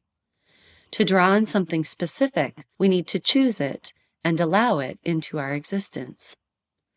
Sometimes we avoid choosing because we believe that saying yes to one option means saying no to another. We are often afraid of closing doors because we don't want our choice to eliminate potential options. We fear the perceived permanence of a choice. But choosing is not the same thing as limiting. There is actually infinite expression within a tighter focus. In being more discerning, we only focus on what we desire more of, and whatever we're focusing on expands. As we're learning to create and focus on our chosen viewpoint, we will encounter what we perceive to be distractions. But from a holistic perspective, there is actually no such thing as a distraction. Everything we meet along our journey is resonant with us in some way. This means that what we see as a distraction is either an opportunity for love and integration, or an invitation for expansion into more play. Distractions, therefore, come to us for two reasons.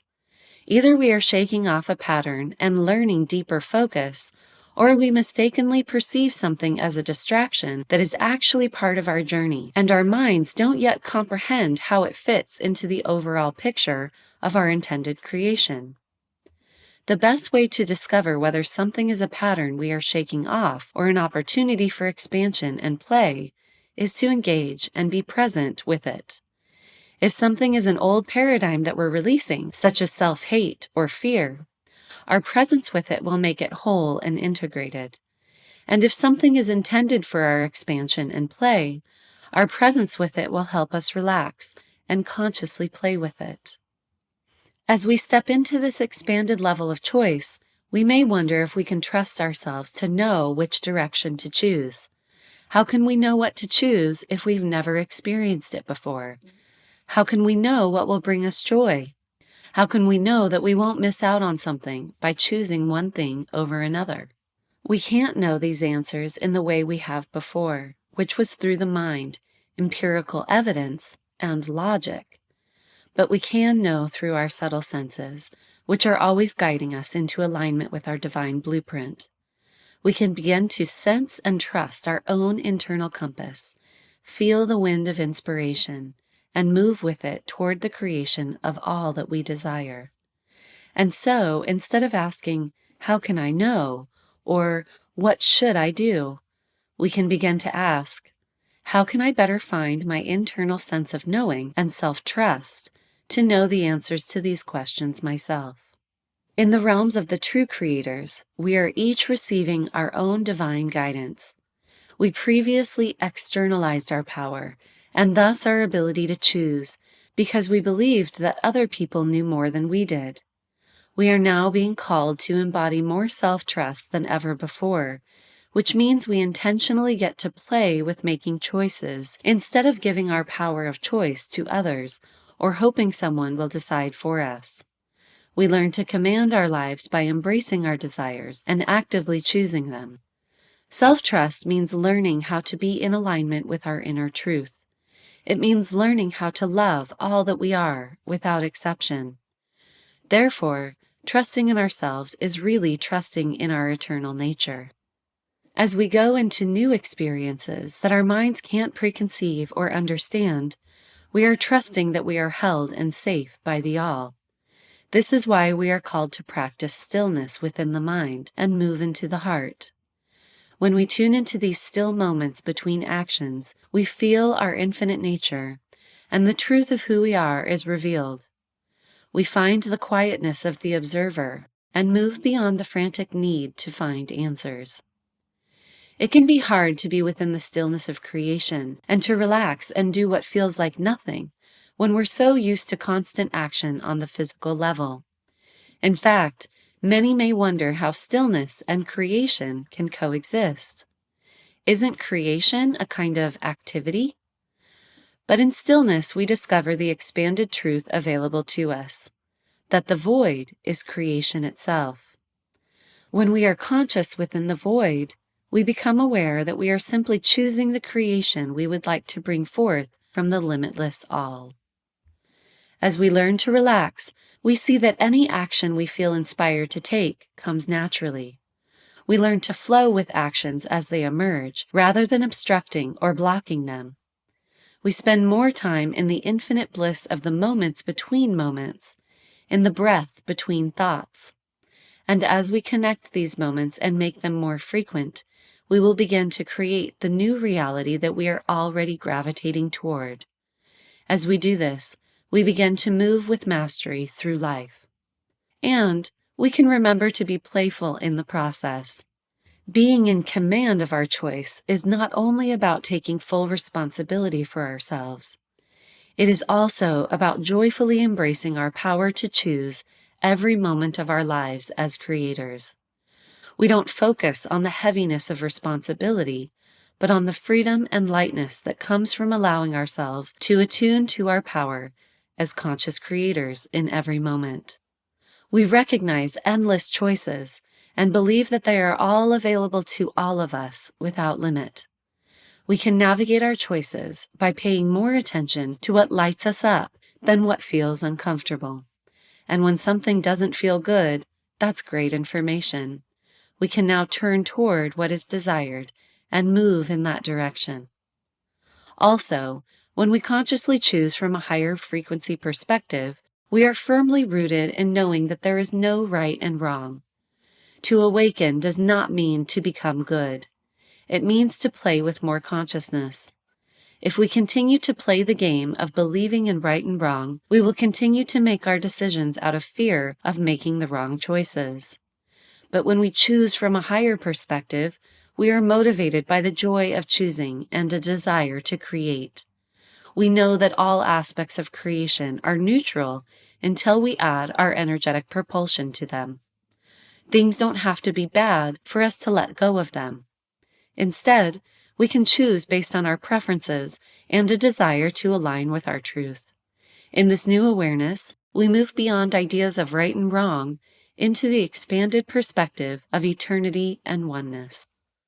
We also don't need to know all of the ramifications of every choice that we're ever going to make. And in fact, we can't. We've got to play within the infinite timeline along the way and allow the energy of our creations to manifest as we arrive. Even with focus, creation is not linear. Creation is allowing things to unfold and being in the flow state of expansion with joy and ease. More and more, we're learning how to play, how to enjoy life, how to not be linear, and still understand and operate with focused intention to consciously create. We are meant to feel confident in our choosing. Our power is not centered on what we choose, but in the fact that we are the chooser, the creator. Choosing is what we do. Our purpose is not to make the right choice, but to choose, period. Our power is in allowing ourselves to choose and not feel trapped by our choice or afraid that we've made the wrong one. For the truth is, we can't make a wrong choice. There is no one path for any one person, but rather infinite choices of avenues to take. This life is for our exploration and continual learning. As we anchor into our self-trust and play with our imaginative creations, we awaken to more of the truth of who we are. We begin to know ourselves as gods. In fact, we begin to let go of the dream that we were ever not this. We begin to trust ourselves on a new level, not from the place of our finite ego, but from our ability to hold the fullness of the all and to choose from this space. And as we recognize this is all a dream and see from a higher perspective, we know that everything is always in divine order. Our collective expansion into higher frequencies is simply a matter of many people dreaming a new dream together. Chapter 8: Divine Blueprint. Each of our lives are so meaningful. Our individual existences are important, and our unique frequencies are an essential aspect of this reality. We are created, have created ourselves, and are continuously creating ourselves in harmony with all that is. We are interconnected, woven into the spectrum of these realities, divine and intentional. In other words, we are all absolutely perfect. As unique embodiments of divine source, we are all deserving of a great wealth of unconditional love. There is nothing we ever need to change, even in the moments in which we feel out of alignment. This is simply a fun game to play, to continuously grow and shift and transform, and to know through experience that we are all powerful creators. There is no being on the planet who is not of absolute importance, and this realm would be infinitely changed without our existence within it. As powerful gods, we fully create all aspects of our own human existence, our lives, our trajectories, and all our states of being. Not only are we creating our outer world, we are also playing with the creation of ourselves down to our very bones. Everything about each one of us is malleable and shiftable.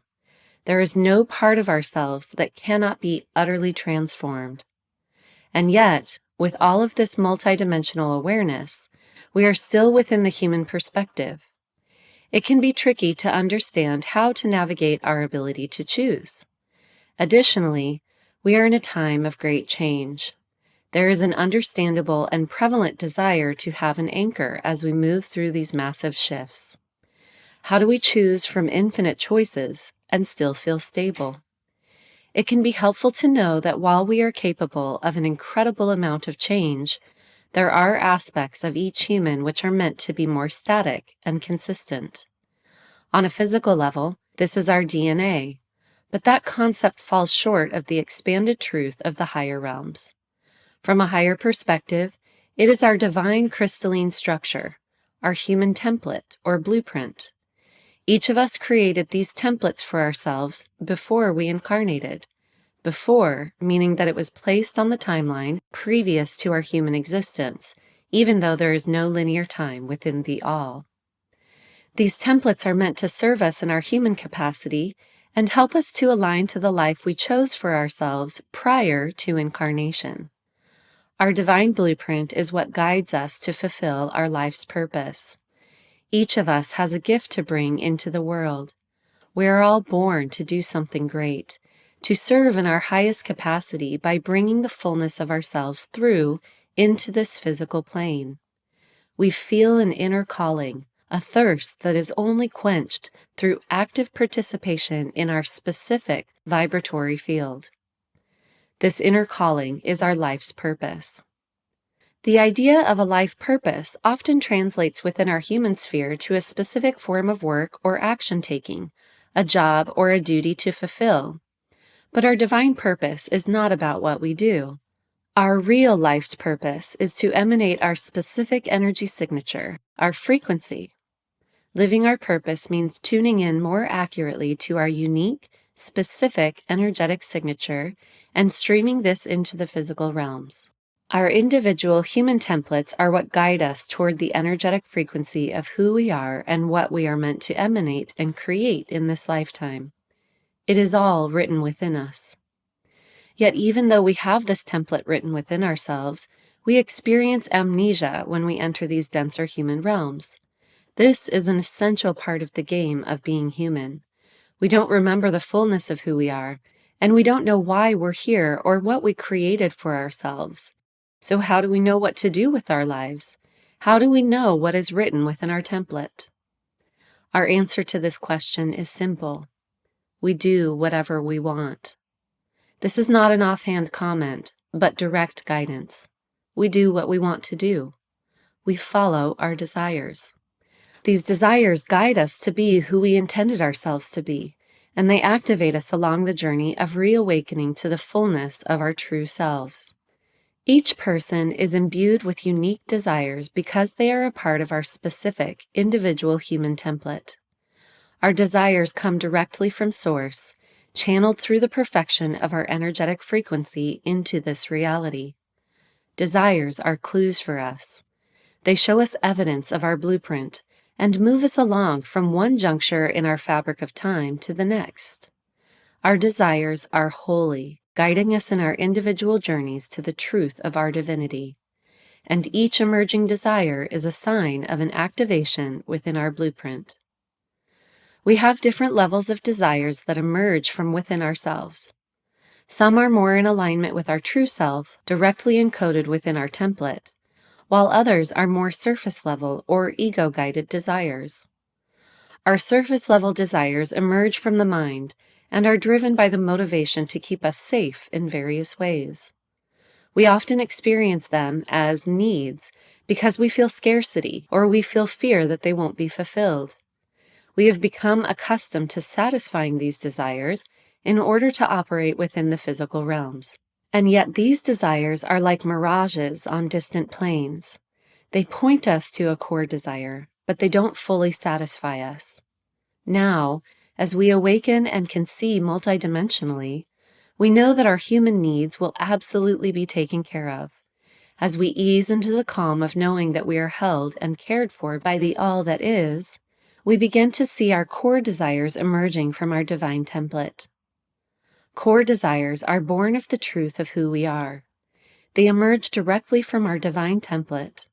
Our blueprint is the highest frequency expression of ourselves. Therefore, whenever we choose our highest vibrational expression, we are naturally choosing our blueprint. We know that something is a core desire, a pure desire, born from our blueprint, because it lights up our entire body with joy. And in fact, our purpose as creators is to bring more light from the void into the physical realms. Thus, when we create through our sacred desires, we feel lit up. We feel a rush of joy, anticipation, and delicious happiness when we receive an idea or an inspiration that is going to take us down the path of our internal blueprint. Curiosity and excitement are signs that a desire is emerging directly from our human template and is pointing us to something that we were born to create. Knowing that not all desires are core desires should not stop us from following them. Sometimes we don't even know what will light us up because we have blocked our desires for so long. We've been taught to block the light, to not trust our own illumination. As we learn to make choices on a conscious mastery level, we may feel a desire without our whole body lighting up, initially, until we actually choose it and go along that path a little bit. This is why it is a good idea to follow all our desires, regardless of whether we know they're core desires or not. As we begin to play more consciously, we get used to making choices from a desire to expand and experience, rather than a desire to keep ourselves safe. We become more and more comfortable with choosing, and we allow the joy of our desires to flow through us and light our path. Desires are often terrifying from the human perspective because they carry such a powerful energy. Indeed, an emerging desire carries the energy of the fullness of who we are, and the fullness of who we are is source light, streaming directly into this physical plane. We have been taught to fear our desires because original sin programming has taught us that we are inherently fallible. We are taught that there is such a thing as right and wrong, and we worry that our desires will lead us down the wrong path. But our desires are the path, and in fact, there isn't a right path or a specific path for any of us. In the quantum now, we are engaging with the journey of play. It is not a linear journey, but an exploration within the fabric of time. Our purpose here on Earth is to expand, not to achieve some idea of perfection. Our ideas of perfection are actually a fracturing of self, a misunderstanding of the greater truth that we are already the all that is. The idea of perfection is based on the old paradigm belief of right and wrong, but there is no action that is not perfect within the higher consciousness realms. Here we know that we are masters, and that all creation throughout all timelines is inherently good, because there is no opposite to that. Instead of attempting to be perfect in our choices, we follow what brings us the most joy, because joy is in our highest frequency, which is the frequency of our blueprint. And thus we get closer to our core desires when we allow ourselves to be imperfect and play with life. In following the desires that we feel will bring us the most joy, we learn and naturally get closer to the truth of who we are and the blueprint that we set out for ourselves. Open and specific templates. At our core, our purpose is so simple: to exist and to stream our individual frequency signature into the fabric of this time and space playground. We have all built our individual templates to work in harmony with the all, and also to create in ways that are unique to each individual. Within our individual human template structures, some have more specific codes and highly curated callings, while some are truly here for the Earth experience and to play broadly. Those of us who have specific encoded templates and many specific destination points to meet chose these moments and activation points in our lives because we are wayshowers. We are here to activate and show the way for a particular plan that is unfolding. How can we know if we have a more open template or a more specific template? This is not something we need to worry about, because what is written for us will be. It is a truth of harmony that is clear within the higher frequency realms. Those who are built to choose within a specific template will choose it, and those who are given unlimited choice will naturally play with that openness. It can be helpful to know that those with specific templates experience callings which surface as deeply compelling desires. People with a more specific inner structure are also given visions or premonitions of what their future will look like as a way to help them choose it again. For those of us who do have more specific templates and feel a deep desire to fulfill a particular path, it may weigh heavily on us to think that somehow we would miss a specific juncture point and not fulfill our callings. And it is true that at times we may create a delay in meeting a certain checkpoint or activation points within our blueprint, because the thrill of being human and relooping experiences is so compelling. But we can take comfort in knowing that what is written for us is inevitable. Sometimes we have a misconception that we will miss something permanently and a door will forever be closed to us. If this strikes a fear in us, it is because we do not yet perceive the truth of our eternal nature. Our desires exist on a level of pure frequency and therefore are not tied to any specific action. And so, yes, there can be missed opportunities, missed connections, missed moments of engaging with something or someone in particular. But this does not mean that we will actually miss anything from an energetic frequency perspective. Many of us with specific templates are given visions of our future to guide us toward what we previously have chosen for ourselves. When we receive a vision of our future, it is because it is absolute, meaning that based on our vibratory set point or resonance, it is an inevitable checkpoint in our lives. With that being said, we can determine how long it takes to get there. We can decide how many pit stops we take along the way, but we will get there. In creating our templates, some of us knew that we would want to feel the freedom of choice, but never lose sight of the deep desire or purpose that we set out for ourselves in this lifetime. And so we built ourselves to be very sensitive, so that it would be too uncomfortable for us to choose outside of our template and not fulfill our sacred callings. As masters, we each have so much that we desire and are calling in to create. When we relax in knowing that everything we desire is guaranteed, we will be less conflicted in our desires and able to manifest them more easily. Starseeds and past lives. For those who are newer to this human experience, often called starseeds, our purpose is to carry the codes of a higher frequency star system or collective within our template. We do this in order to show the beings of Earth what we are all evolving into, and to help open the channels for the Earth to move into higher frequencies. By being a channel for those frequencies, we ignite people's memories of unity consciousness, infinite love, and our potential to exist in these states consciously. For starseeds, our energetic signature is encoded with the frequencies of where we're from, where our soul was seeded or created, as well as with the frequencies of many other star systems where we have existed and learned. We are always connected to these frequencies, and by existing on Earth, we create a direct channel from that cosmic energy to this incarnation. Since starseeds are newer to the human experience, we often have intense experiences built within our blueprint immediately upon birth or early in life. We give ourselves these experiences to help us have compassion and understanding for the perception of pain that others on this planet have, which is more deeply embedded in them from lifetimes of Earth experiences.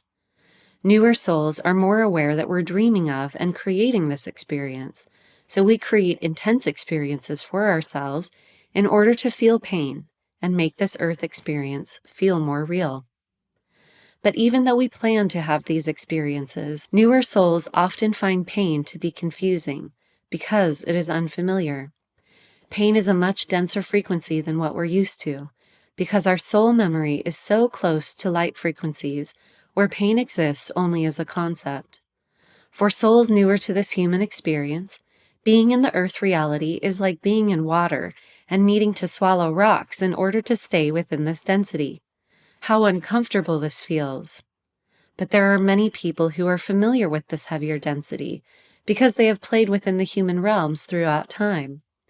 Those who are more familiar with the earth lives recognize that it is normal to be in pain in many different ways. As starseeds learn to transmute the pain of their human experiences, they gain the valuable experience of multidimensionality, becoming more grounded and able to adeptly play within the earth realms while still bringing their starseed frequency. Those who have lived many earth lives bring valuable gifts to this awakening time as well, because they have learned so much through these experiences that can serve in this present life. They bring the many lessons, tools, and keys they have gathered across lifetimes of experience to assist in the ascension process of us all. At times, memories from past lives come to us, and past simply refers to where something occurred within the fabric of time. When we're shown visions of soul memories from past lives, we're being guided to become aware of, access, and unlock something that we have already learned and mastered, something that we're meant to work with in our present life. This is true of everything that comes into our awareness. When something comes across our path, especially when it lights up for us or lights us up, it is meant for us at that time. Everything that illuminates us is for our personal enlightenment. It is our divine calling being activated, and we are holding the frequency needed to bring it into our awareness at that point in our personal timeline. It wouldn't come to us if it wasn't the right time or if we weren't ready. However, there are people who spend endless amounts of time diving into past lives. This is a bit like getting stuck in shadow work, which has the effect of re-looping and recreating continuously. Even if we were shown everything we've experienced in all our lifetimes and every possibility that could exist, it would likely be of little use to us in this lifetime. The experience that we're having here and now needs to have our focus. This human life is about exploring a specific trajectory, which is the blueprint that we created for ourselves. Opening to our desires. As we're learning how to actively choose, we'll inevitably notice a backlog of old desires come up, wanting to be fulfilled. This is because, in our unconscious states, we've been choosing outside of our core desires, instead satisfying our ego and our human desire for safety through secondary or tertiary desires. We may feel overwhelmed by creative impulses and desires that seem to be insatiable as we awaken to our truth.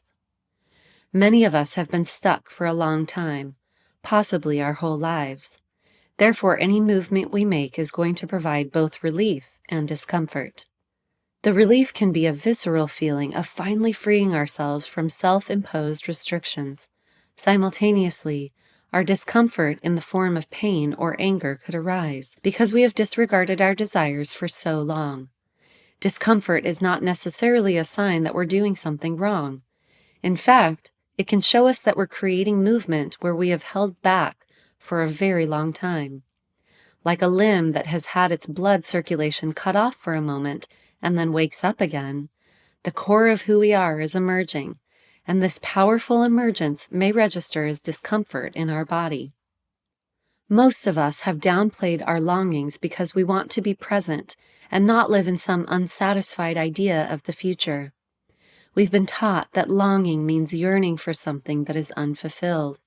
But a better way to interpret longing is as a signpost for an awakening desire, a desire that is reaching out and saying, I am a part of you, and I am calling you toward your truth. So often we limit ourselves because we do not trust our desires. In our expansion, we come to realize that allowing our desires to flow through us is not only for our own fulfillment. Our awakening is not only for ourselves. It is our contribution to the entirety of existence. Each of us is an essential aspect of the all.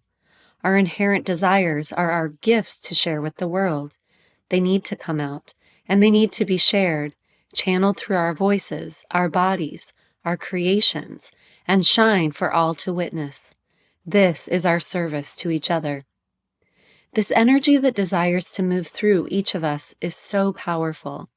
It can be almost incapacitating to feel the ecstasy of it moving through our human system, especially if we have previously held back. And as we allow the desires from within our template to emerge, more will come through. This process can be overwhelming. To ease the overwhelm, we can open up to the flow of our desires gently by letting ourselves make small shifts and do minor things differently. This can be anything: going to a different grocery store, writing in a journal, or talking to someone we don't know. When we get an impulse, instead of stopping ourselves, we act on it and release the bottleneck of creative power within us. As we attune to our divine template, we don't have to seek out our backlogged desires. We discover them simply because we are not blocking them. There is a tremendous amount of inner strength, true strength, that comes from allowing this flow. Flowing with the divine timing of our blueprint feels ecstatic. When we are truly in the flow of our purpose, we feel it not just in our mind, but also throughout our body. We can know that we are centered on our purpose through this ecstatic vibration. Spontaneity and destruction.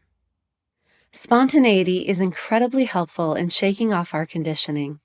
In fact, it is a core aspect of the nature of creation. It is the spark. Some people resist spontaneity because they perceive it to be unruly and out of control, and thus inherently destructive.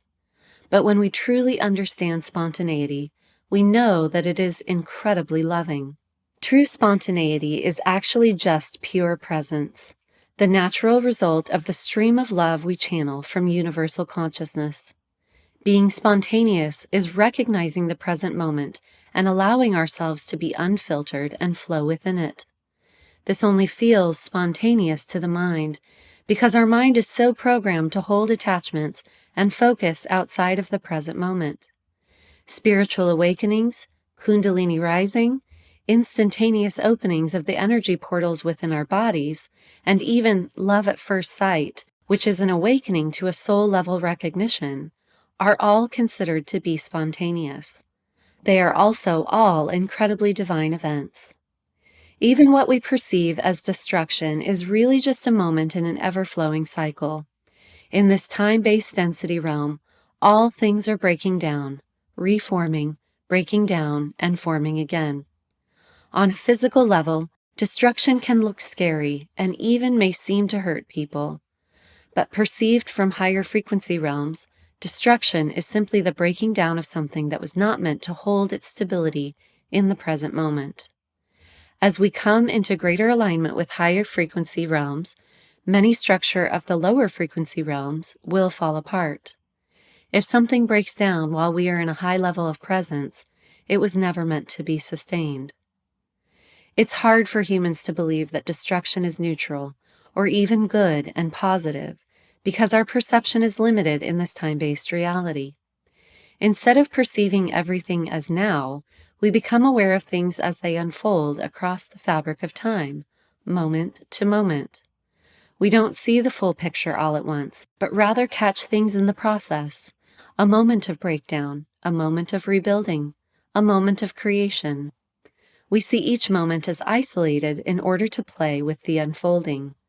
We created this game of being human so that we could have a myriad of experiences and believe in them while we're experiencing them.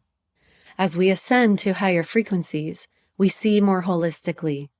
We see that moments are not isolated, and we become aware of the beauty of them all working together. We see how perfect every single seemingly isolated experience is as a part of the whole. We know that in every moment of perceived destruction, there is also simultaneous creation, and that everything is flowing and cycling perfectly, harmoniously orchestrated within the all, beyond our human perception. This incredible earth can teach us a lot about destruction being a beautiful experience. The earth is literally made of destruction. It is formed from the breakdown of matter that becomes the building blocks of something new. Without destruction, nothing would ever change or move. We tend to look at destruction in terms of humans doing things to each other from a place of unconsciousness, And this is scary from our limited perception.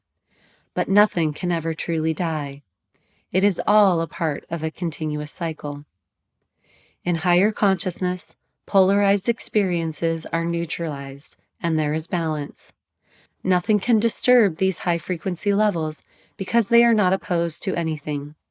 From here, we flow playfully and with ease, creating an alignment with our divine human template. Chapter 9. Relationships in Universal Love. As we move into our mastery and operate within quantum realms, the way we connect with other beings inherently changes. We expand our understanding of what relationships are and what it means to be interconnected and also unique and sovereign beings. Collectively, we're moving from operating in human love into the expression of a more divine, universal love. We can think of universal love as the fullness of the spectrum of light that we can bring forth from the void, while our human expression of love has been just one or two colors from this spectrum. Universal love is unconditional. It is love without the parameters and boundaries created by dualistic paradigms. As we expand into universal love consciousness, the way we operate and exist in the world is increasingly guided by our own internal blueprint and less by attachment to the programs we have previously been creating from. There are many limitations in human love. In human love, we are guided by ego and survival, and we connect with each other from the perception that we are merely physical beings, motivated by basic needs. But divine love is expansive and whole. Here we understand that we are all one, and that we are playing as individual expressions while in human form. Our connections with each other are an expression of this higher frequency love, wherein we mutually honor each other's inherent divinity. When we connect to each other in the space of universal love, each expanded being has so much more access to the fullness of all that we are. Our connections become explosive God creations, wherein one amplified energy connects with another. This is the meaning behind the Bible verse, "When two or more are gathered together in my name, there I am in the midst of them." Coming together at this level is an incredibly powerful co-creation on the level of gods. It is pure play. From a physical perspective, though, universal love can seem confusing. We come into this human experience as babies, completely physically helpless beings. We learn that to be loved is to be kept safe and cared for by another, and that to love someone is to provide for them in all ways, including physically, by feeding, sheltering, and protecting them. And indeed, this is the beginning of the game. From the very beginning, the playing field is set up to create mental parameters that teach each individual the rules of this physical sphere. We make it absolutely apparent upon birth that matter is real, that one must eat to survive, and that to feel psychologically healthy, one must be loved and cared for, and in turn care for others. It can be very difficult then to remember our infinite nature, to know that we are eternal and can never be truly harmed or destroyed. There are truths within the physical world that absolutely do exist. Human bodies need to be fed, sleep needs to occur, and if we go underwater for 10 minutes, we will likely drown. But when we trust in each other's inherent God selves, we trust in the expanded consciousness aspect of each individual within this human realm. And we know that even if we are unable to provide for, care for, or shelter those we love, we can trust that every individual is infinite and everything is always in perfect order. This does not rule out the reality that one can suffer and even go to the lengths of dying in this physical plane. Universal love includes all of this and knows that nothing is ever wrong. Universal love operates on a higher perspective, from the knowledge that while we are in this human playing field, certain allowances do need to be made in order to play the game and move within the laws of each realm. Existing in this higher love does not mean that we deny care for another being on the human level or intentionally create suffering. In fact, the opposite is true. When we are in the frequency of universal love, We desire to bring our full and unrestrained love and care to each other. In fact, we are able to bring more love because we are not bound by people-pleasing or egoic love, which are based on the idea of depleting ourselves to give to another. Instead, we love ourselves deeply and give to others from this space of love. In this higher consciousness, we come to know that others are allowed to experience, believe, and know absolutely anything they desire, even if it causes them suffering on a human level. From this perspective, we understand that all beings choose their life's journey and create their own blueprint to guide themselves through it. We honor that each person comes into this life to have an infinite array of experiences while in human form, which includes suffering as well as immense joy. Universal love also operates within the knowing that we are all masters, with the potential to consciously embody our mastery in this lifetime. Human love has always been conditional, creating parameters around what actions are needed in order to receive or give love, and punishing each other for moving outside of these parameters. But this is not the case with universal love. Universal love honors and trusts the infinite nature of each individual and knows that each person has divine choice. From universal love, we know that it is each individual's choice to open to their divinity or keep it shut off from themselves. If they shut themselves off from the frequency of universal love, which inherently causes suffering, then that is a beautiful experience they are choosing to have, and universal love will never interfere with that. Universal love may sound overwhelming or even inaccessible, yet on some level, we know that this is what is possible and what we truly desire to feel in all our connections. This power is the very reason that we are compelled to connect with each other. Even in our human realms, we can access and embody universal love. All we need to do is awaken. This level of creation requires each of us to be in vibrational alignment with our higher self, which operates from the consciousness of universal love, and then stream this expanded consciousness into our human experience. Co-creation with others. There are many games we can play and experiences we can co-create in relationship with others. Playing with each other from an elevated place of love is a joyful experience. But at times, our connections may create a great deal of confusion and a sense of losing ourselves in each other. For this reason, it can be deeply empowering to understand how we interact and share our realities with one another, so that we can navigate toward more loving and empowering co-creations together. We can imagine each individual's consciousness as if it is within a bubble. As we move through this life, we project our reality from within ourselves onto the inner walls of the bubble surrounding us, in order to create our worlds. Each being is projecting their own perception of the world into their reality, and all projections are true and real to each being. When we connect with another person, we share a projection wall, like the edges of two bubbles meeting. If someone comes into our sphere, or if we are in their sphere, and this can be energetically and not just physically, we are mutually projecting a similar reality that is mirrored on our shared walls. Our collective reality is the shared result of our individual creations. It is our co-creative dream. Playing with others is an exercise in balance.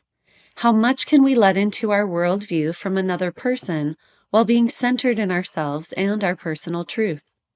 At times, we pay so much attention to the reflections outside of ourselves that we lose our own experience, and thus our own joy.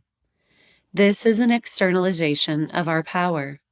But we are sovereign beings who create the dream that we walk within, even if we are not always conscious of it. In our awakening, we are being called to meditate and feel our own energy, to not look outside of ourselves for answers, but simply exist in the knowing that our happiness comes from within. In our awakening, we become more conscious of the dream we are creating for ourselves and of our own projections of reality. This is because we experience a dimensional shift and begin to view life from the perspective of universal love. In this state, An elevated and expanded capacity for self-love also emerges. The memory and knowledge of who we are as divine beings begins to return to us, and we begin to feel this divinity within. From self-love, we allow ourselves the freedom to be unique and exactly as we are. When we return to ourselves in this way, we can make more conscious choices about what we want to project and the experiences we want to create with each other. Through this process of coming into greater self-love and sovereignty, many patterns of disempowerment will arise and show themselves to us. These include codependency, dynamics of control, and people-pleasing. With greater self-love, manipulative and transactional love also fall away. Every program we are running that externalizes our power will become apparent and serve as a call for us to heal and return to ourselves. Many of us are running a pattern of codependency, wherein we attempt to fill the hole in our heart with another person. But we come to see that it hurts our heart when we try to make someone else the center of our focus. When we do this, we give them the power to our happiness and feelings of safety. This is a distortion.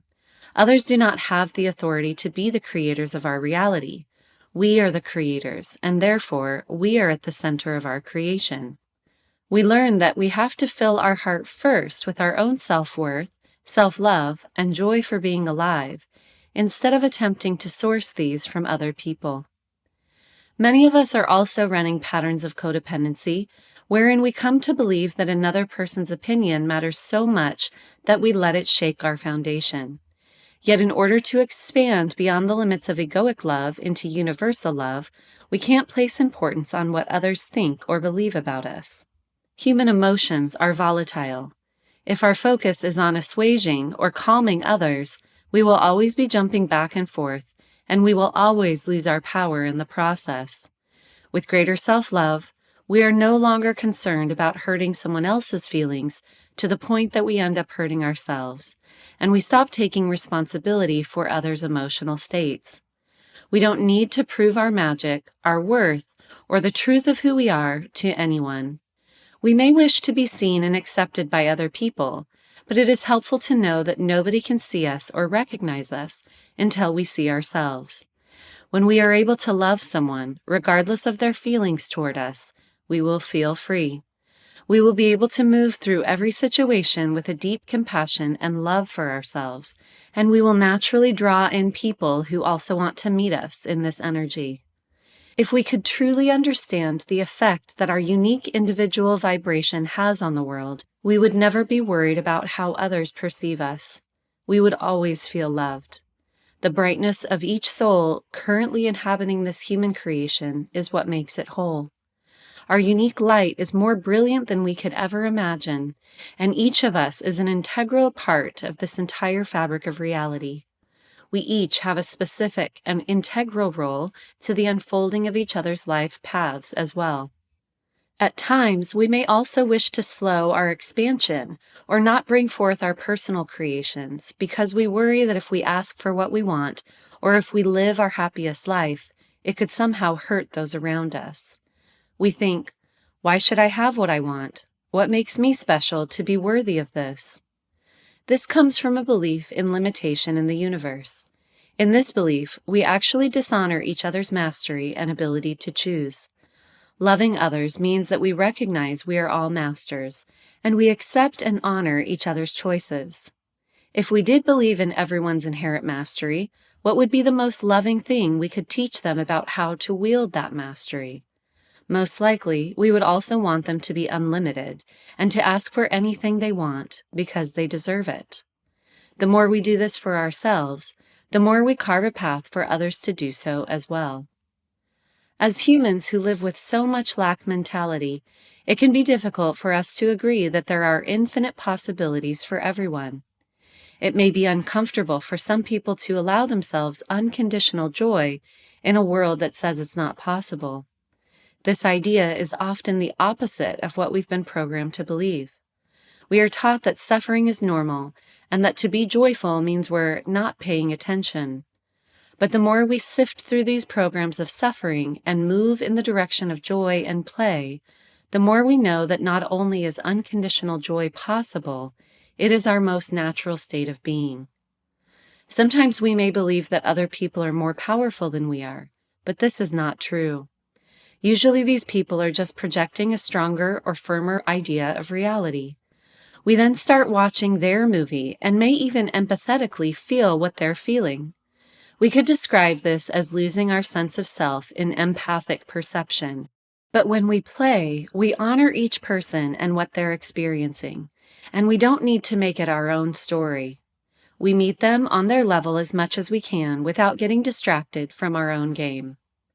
When we begin to operate in our mastery and interact with others, it is also not uncommon to feel that we are too powerful, or that we are somehow manipulating others as if they were unconscious puppets. But this is a misinterpretation of what is happening energetically. No one is a puppet. While everyone is at different levels of consciousness within the human sphere, each of us always has some level of awareness of our own steps. There are no accidents, and the higher aspect of each of us is always in full command of our experiences. At any point, others are always capable of leaving the game we're creating. Even if someone is choosing unconsciously, from pain or from a perspective of fear, bondage, or struggle, we must still treat them as masters and honor their intelligence. To do otherwise indicates that we ourselves do not believe in our own power. We cannot say that we are masters and ultimately free if we don't acknowledge that everyone else is too. In the end, no one is ever powerless, though from some level of their consciousness they may be choosing to live as though they are. And the law of oneness shows us that no matter what an individual chooses, it is always contributing to the collective in a positive way. Though we may not be able to see it at the time, everything is always perfect. A person with a high level of consciousness will always honor another person's choice, even if it seems to be hurting them. We cannot take away another person's ability to choose or determine what they need to experience. In fact, attempting to take responsibility for others is often masking an unconscious desire to limit ourselves or externalize our power. With greater self-love, we no longer worry about another person's path because we trust in our own journey and therefore in theirs as well. We are no longer distracted by someone else's projected reality, and we place our focus back on our own conscious creation. Knowing that each person is a master will relieve us of ideas of control and remind us of our own true power to create, regardless of what another is doing. As we expand into universal love, we begin to discover that all of our imbalances are actually a fear of love. We are afraid to open to others, to show up fully, and risk being rejected by their own fear response. We become so used to fear that it becomes our default, but it is not who we are. We have all been programmed to pull each other down to an agreed upon maximum level of bigness. This bigness can be a maximum level of trust that we're allowed to have, with ourselves, with life, with all that is. But an incredible thing happens when we really let go of the fear and embrace our bigness. People either feel more comforted by our presence, or they don't see us at all. And if they do see us and react with fear, it's simply because the fear of being too big is still within us, as all whom we encounter are our energetic mirrors. In universal love, we no longer limit ourselves from a place of false humility or a need to be smaller than others in order to please people. We also do not feel the need to control others in order to feel safe. Instead, our safety comes from within. We deeply acknowledge everyone as masters and therefore equals, knowing that everyone can create on this level, even if they are not yet aware of it. This is freedom. Freedom from the constraints of other people's needs or our own egoic selves. The ultimate truth of higher frequencies is that no one can take our freedom from us. As creators, we all have ultimate free agency, yet it is only from a state of expanded consciousness that we embody this freedom. We can only make choices from absolute freedom when we are conscious that we are free.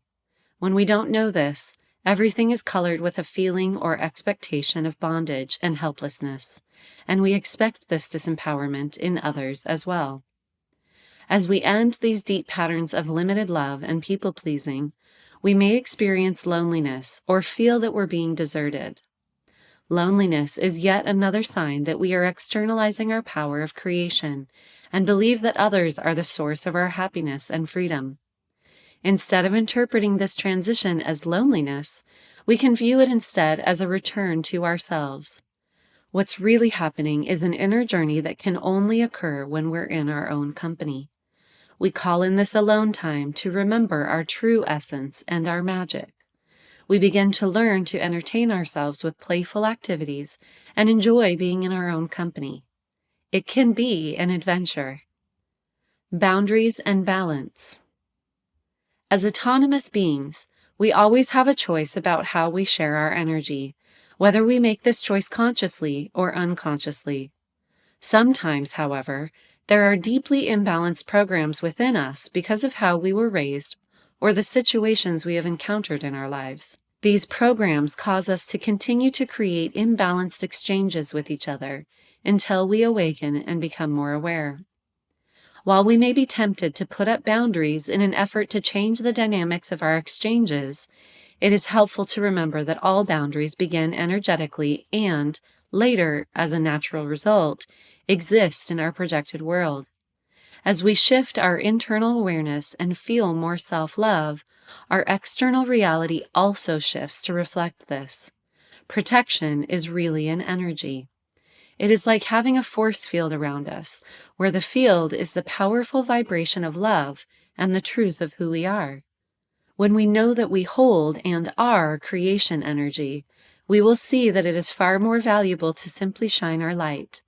And as we do this, we propel our creation forward and in all directions, and we know that nothing that is not of this light can come in. This is the only boundary that is ever needed. Barriers are a thing of the past. They do not serve us in higher frequency consciousness. What serves us here is openness. Our new understanding of creating boundaries is to create balance where there was imbalance before, and elevate our frequency beyond the recreation loop of old programs.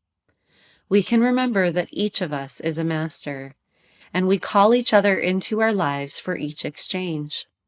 As we move to create balance, we call in the people who want to learn the reciprocal aspect of that balance, and so we have a sacred exchange in which we both learn. This is always the case. We are creating balance in so many ways right now on the planet. In this process, intimidating inner demons will come up to the surface to be loved, held, and integrated into our psyche. These are apparitions. They are not actually real. Because in the fullness of integration into the all, the only thing that is real is love. Romantic love. Moving into universal love also shifts our intimate and romantic connections.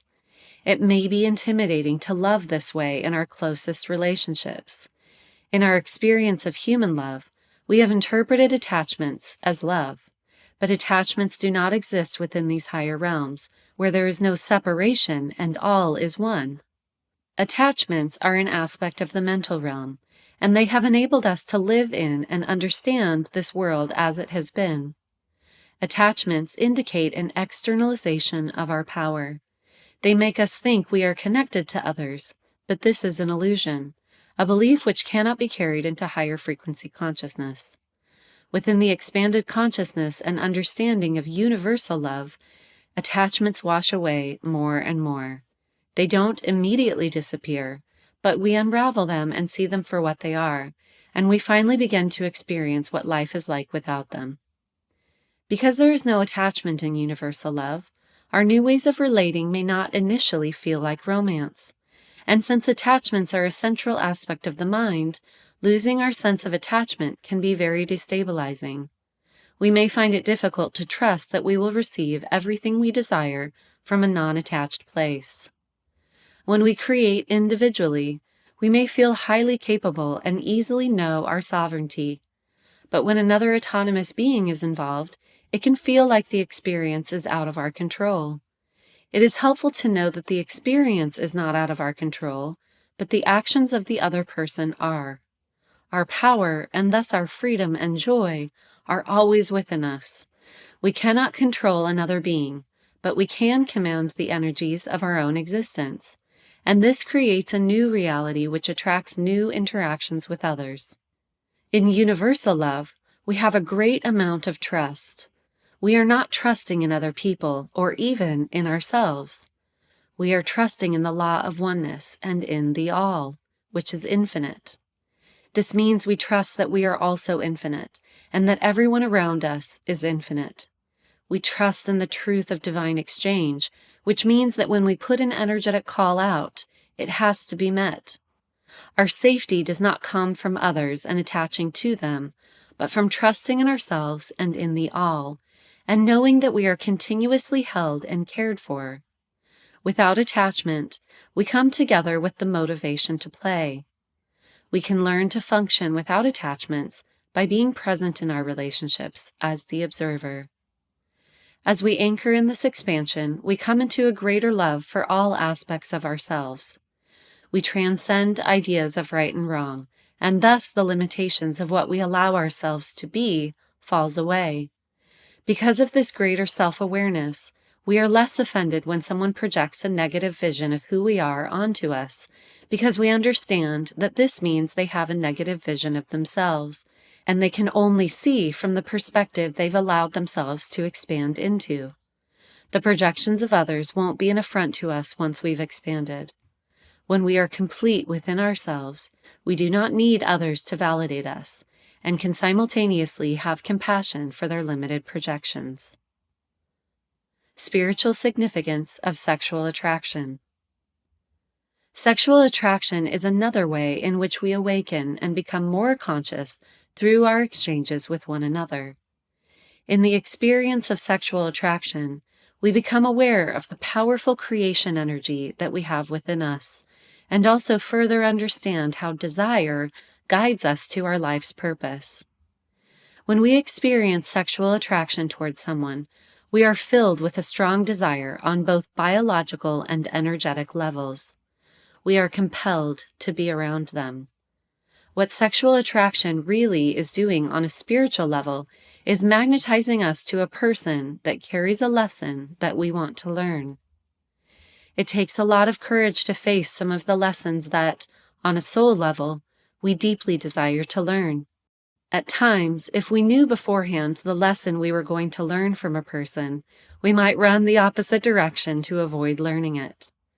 The beautiful thing about sexual attraction, then, is that it engages us through our bodies instead of our minds.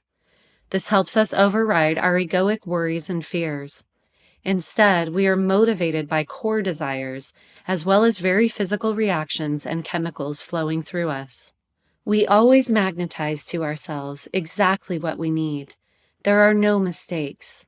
So regardless of whether someone is attracted to us, we are attracted to them, or we are mutually attracted to each other, there is a cosmic exchange that needs to occur, a soul lesson that each person involved wants to learn from one another. When we are attracted to someone, we may have hopes about the way our connection will work out.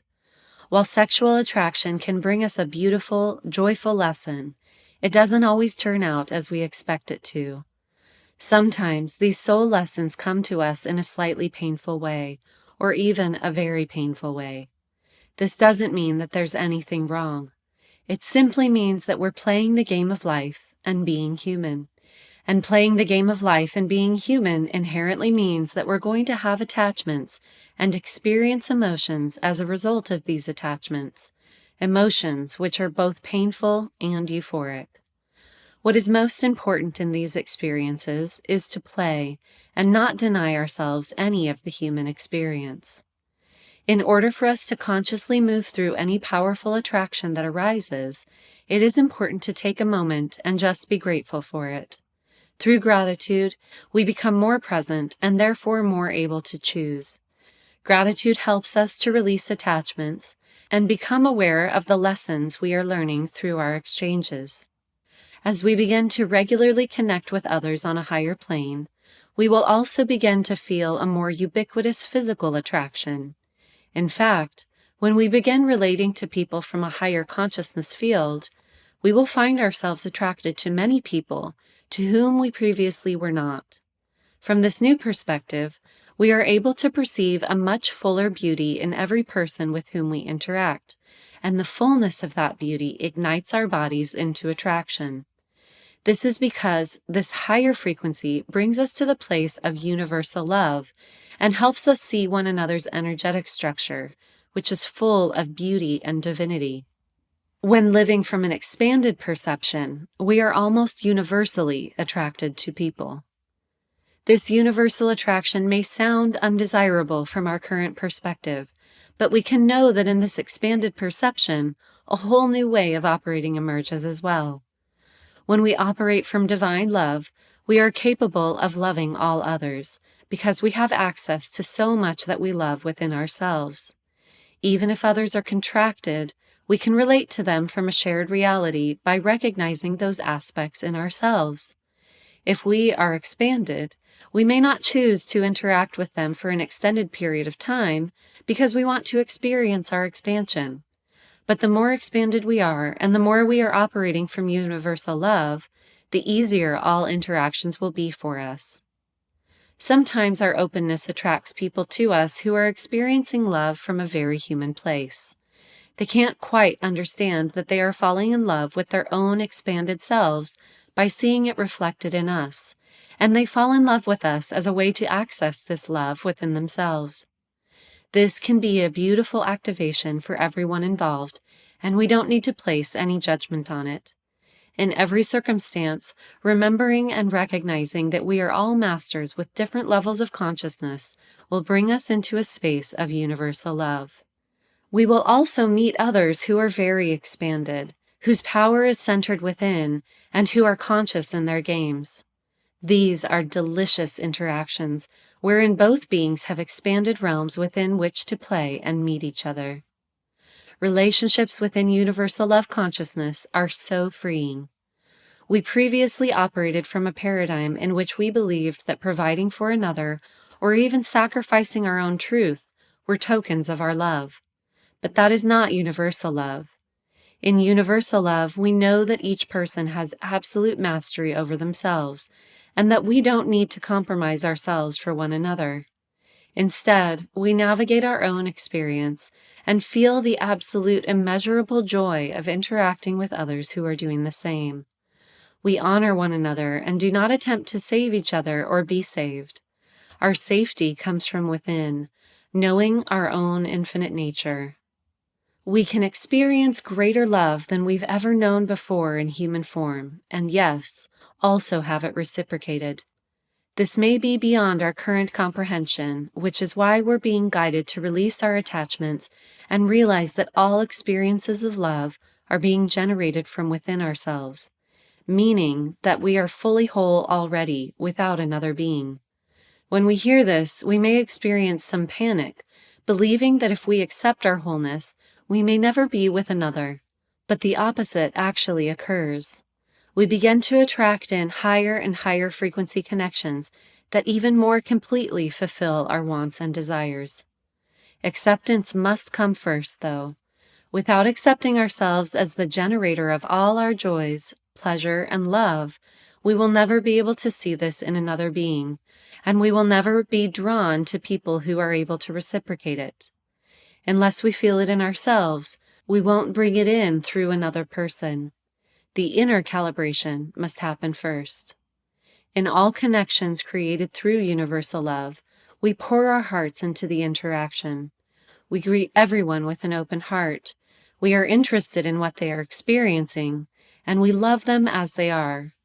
When we interact with a person, we honor that we are being given the opportunity to witness their lifetime of unique experiences. Can we feel what they feel and see through their eyes? What a rich experience, and what a joy it is to have a companion or many companions in different capacities through this process. What a joy it is to be able to play amongst others who are also enjoying their play. Soul connections and specific people. As we connect with others on our journey, we may meet specific people to whom we feel a deep connection or attraction. And for one reason or another, We may find that these connections do not easily flow. There may be conflict or separation. This can make us wonder if we really do have ultimate choice in creating our world when there is another person involved who also has choice. We may wonder, how can we close the gap between our longing and having this person in our lives? Longing is a beautiful gift that humans have. It pulls us in the direction of our heart's desires. And it is helpful to remember that our heart's desires don't come out of nowhere. They come from our blueprint, from the very truth of who we are. When we long for a specific person, this is no different than any other desire that we may feel. The desire emerges from our blueprint, and so we can honor it as a sign guiding us on our path. Desires, even for another person, are always in some way guiding us closer to our divine frequency. The truth of quantum reality is that all choices are available to us. We can truly have anything we want, including a specific person. But we won't know what we truly want, our core level desires, until we release our hold on what we think we want and find an inner sense of peace and joy in our fully formed love within. In this state of self-love, our eyes are renewed and we see new opportunities that we simply were not calibrated to see before. And yes, it's true that our core desires will sometimes guide us to a specific person. But it often takes a lot of self-awareness to know this. More often, what we really desire is the feeling we get when we are around this person.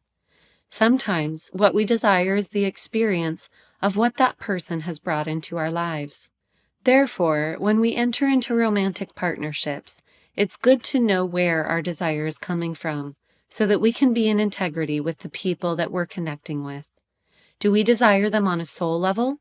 Or do we desire them for the experience we gain? Or is it all of the above? If we desire a specific person and it comes from a place of pure desire, it is inevitable that we will be with that person, because we will never have a pure desire that can't be fulfilled. It is normal to feel stuck when we attach our desires to a specific person. When we desire a specific person, we tend to have a tight focus and project so much meaning onto them. We tend to give this person our power over our happiness and joy. We make that person our God, and we use will and force to move in their direction. This dynamic sets us up for failure because from our higher consciousness, it is not the relationship dynamic that we truly desire. Therefore, when we feel stuck, we simply need to let go. This does not mean that we are letting go of a person. Instead, we are letting go of an idea that no longer serves us. This letting go is also a naturally occurring internal transformation that occurs as we ascend and continue to know that we are the source of our own happiness. We're being guided to find our own happiness and stabilize in that. There is often a tinge of fear about releasing attachment and surrendering to our core desires, because we don't quite believe that there's more than what we already know and perceive, or that anyone can meet us where we are. We're unsure of what's on the other side of that bridge, unsure of whether something more than what we currently know exists. So often, we fear being alone, so we make sacrifices not to be alone. We may fear that if we stop focusing on a specific person, we will drift apart from each other. We have attachments to future plans, things that we look forward to with this person. But the paradox is that everything that we desire can only occur when we release our attachments and are present in the now. When we have our eyes on higher consciousness, we naturally move in the direction that our hearts are calling us in, which may or may not be in the same direction as another person. Things get muddled when we start watching what the other person does to see if it conforms to the mental paradigm that we've created about how a relationship should look. Instead of creating relationships from a place of attachment, we can move toward our greatest joy. And if the person we desire is also moving toward their greatest joy, we can trust that we will come together if we are meant to, as designed by our divine blueprint. When we are open to the whole universe, we don't lose romantic love or our desire for specific people. we'll still want to be in relationships. This desire doesn't go away just because we're full of joy. Rather, our fullness enhances it. And when we are full of joy and find ourselves in a relationship, we will marvel that in this whole world of billions of people, we have found each other. We will marvel that we get to play and celebrate together and be even more of what we desire together. Universal love will feel differently than we imagine it will feel. It's true that in our happiness we will connect with many people, and many will see our light and desire to experience it. But we will meet people for whom we feel differently, and it will be clear for us. We won't be floating through a mass of people, feeling that any of them could be a romantic partner because we're oh so happy and enlightened. Our divine blueprint will naturally connect us with others with whom we deeply resonate. Even with universal love, we can and will have partners. It is a profound gift to find our soul-level connections, and this happens when we are vibrating within our own frequency, because we are lucid in our waking life. Whatever we choose can be ours. It's already on its way to us. The only thing for us to work on now is letting go of attachment. When we let go of attachment, we let go of a false paradigm that has been blocking us from true divine love. We will not lose anything by becoming more of our true selves. The connections we make with each other from the higher frequencies of universal love cause a great ripple effect of awakening. Our pure heart vibrations are shifting humanity. From the purest intentions, we all desire to have fun with each other, and we are learning how to dance together in this new, illuminated way. Chapter 10. The Ecstatic Body. As we expand to hold higher frequencies of light, a new awareness of our human selves begins to open. We become more alive and experience far more awareness of our bodies and all layers of our multidimensional selves. In this new awareness, we become ecstatic beings, channeling the fullness of who we are to the highest extent possible in all moments. We come to know this ecstasy of existence by honoring our body and reveling in all that we can experience and discover through this sacred vessel. The higher frequencies are the very realms of ecstasy. To be ecstatic means to be highly present. From this presence, we stream the full capacity of our light signature from the void to animate ourselves. Ecstasy is an outpouring of love, so when we open ourselves to be an unfiltered channel of divine love, we will inherently embody and experience this state of being. As ecstatic beings, we become the manifestation of the spontaneous and channeled frequencies of our higher self. These frequencies manifest as kriyas, or ecstatic movements in the body. They arise spontaneously and without filters, bringing our minds and bodies into a blissful state. We also see that our deep presence is our kriya. It is our creation, the God spark within us which ignites our desires and propels them to manifest in these physical realms. As we channel this light into our human existence, our human templates act as prisms that fractalize the fullness of light code frequencies into very specific codings and colors in this density realm. Each of us brings something unique through our divine energy signatures. Ecstatic creation is like the void laughing. It is sparkling, brilliant energy. And when our energetic channels are open and we are in pure presence within, we become the fullness of this ecstatic energy in physical form. Our physical bodies. Our physical bodies are the densest expression of ourselves. Essentially, we are light beams emanating directly from Source, and our physical bodies are the expression of that light that is furthest away from Source. We are like comets. When we see these brilliant arcs of light in the night sky, we're not actually seeing the comet, but rather its tail. Likewise, when we see any creation in this physical realm, we're simply seeing the tail of energy consciousness streaming through. In this awakening age, we are meant to stream an even higher level of light through our bodies into these realms. But in order to have this unfiltered light streaming at such a high capacity, we need to cleanse anything that is blocking the light. This process is similar to how we experience light and shadow in these physical realms. Source sends out light to our oversoul, which acts as a prism and sends rays of light to become our higher selves. If we put something in the way of that ray of light, the light becomes obstructed and casts a shadow. The only thing that keeps us from having our bodies illuminated with ecstatic energy are the filters that get in the way. The less interference there is between Source and this human expression, the more ecstatic we will become. This is why Source light has to come through the heart and not the mind. The mind fractures and splinters our experience by trying to put it into a box. Yet this light is not something we can contain. When we allow this infinite intelligence to come through the heart and then channel it throughout the body, we become pure crystals shining with light. Having unfiltered ecstatic energy running through our bodies will allow us to move through this physical reality very differently. We will even look visibly different than we did before. Our bodies and energy fields will begin to glow, and this glow will be perceptible to the human eye. This illumination happens when we activate not just the physical body, but our energetic field as well.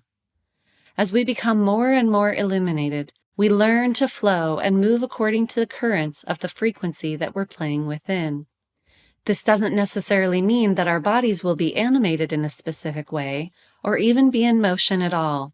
We can be sitting still and be in absolute ecstasy, for being ecstatic means being unobstructed and present in the moment. Whether we are animated or in stillness, these currents will move through us and cause a new vibration within us. We will find ourselves in blissful harmony with the specific frequencies we are channeling into our lives' creation in each present moment. Control and dance. Our inherent nature is ecstatic, and yet we need to learn how to allow this ecstatic energy to light up our body while also not being overwhelmed by this illumination. For the truth is, as we begin to allow this energy to flow through us, we may become so activated that it is hard to function.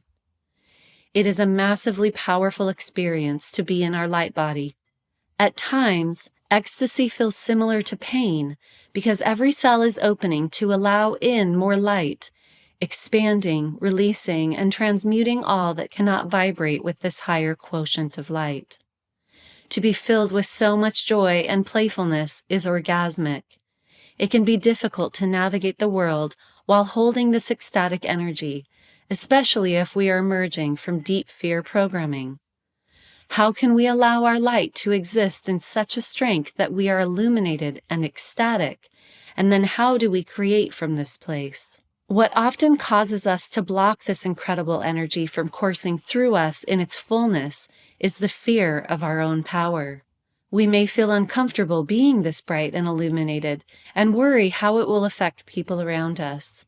But any time we hold back out of fear, we are in illusion. Operating from fear is almost like trying to see with our eyes mostly closed. We can't see fully because we're not letting everything in. Fear is just a limited perception of what is. When we are afraid of our great power and do not trust in the all that is, we attempt to control our experiences. Thus, our desire to hide our light is actually based on our desire for control. But as we move into the frequencies of oneness, where we know we are all gods, masters, and sovereign light bearers, the illusion of control no longer holds up. Control has always been an illusion. This illusion was more prevalent in previous times in human history because there wasn't such a high level of consciousness. People would acquiesce to each other willingly because the idea of even being an individual was perceived as going against God. Through many different incarnations, beings would agree to these rules, believing that one was appointed by God and others were not, thus playing a game of controller and subject, master and servant. Yet even in past lifetimes in which we have seemingly had control, lifetimes of being royalty or rulers and having slaves, Our interactions have always only been a dance of energies, an interplay of people giving or receiving each other's power, whether consciously or not. The illusion of control is a mind game that is elementary in comparison to where we are now. We no longer need to operate under these outdated paradigms of control. When we see from the higher frequencies, we know that we are never truly controlling anything, but rather dancing with it all. We get to release our control in favor of this cosmic dance. There are two ways we release our control to allow our ecstatic energy to dance through us. The first is through conscious personal work, which is our shadow work. Our shadow is what we've been using as armor against a world that seems to hurt us. But sometimes our shadows are so heavily filtering us that we don't notice the work that needs to be done. We may have unconscious programming that has been with us for so long, it feels like an integral part of us. In these circumstances, there has to be something that acts upon us to assist us in releasing programs. Thus, the second way that we release control often occurs as a divine act, wherein our higher self steps in to assist us in surrendering. This may come in the form of a situation that makes us feel so out of control, for example, a loss, a disappointment, an abrupt change, that we are pushed to surrender and release. Releasing control usually occurs in layers.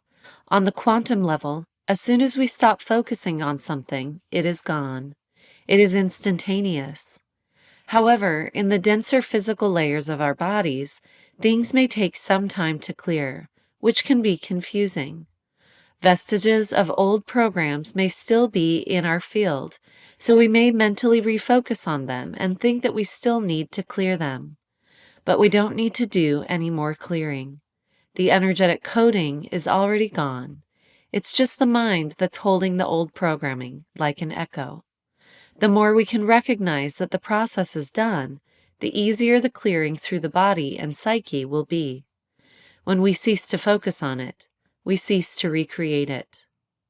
As we learn to surrender, we begin to dance and choose consciously. And in the moment in which we grasp for control and find ourselves unable to sustain it, we can laugh at ourselves. We can laugh at the cosmic joke and at our own limiting beliefs because we know better. We can remember that we're dancing with existence and that everything is in command of itself. Not having control does not confine or limit us. In fact, it frees us, because we don't need to wait for something outside of ourselves to submit to us in order to create what we desire. Instead of attempting to control, we can dance with any atom within any being, and when we know that we can dance with all of it, everything opens up for us. Even the frustrating moments become a part of the dance. Even the individuals we couldn't seem to control in lower frequency illusions become part of the dance.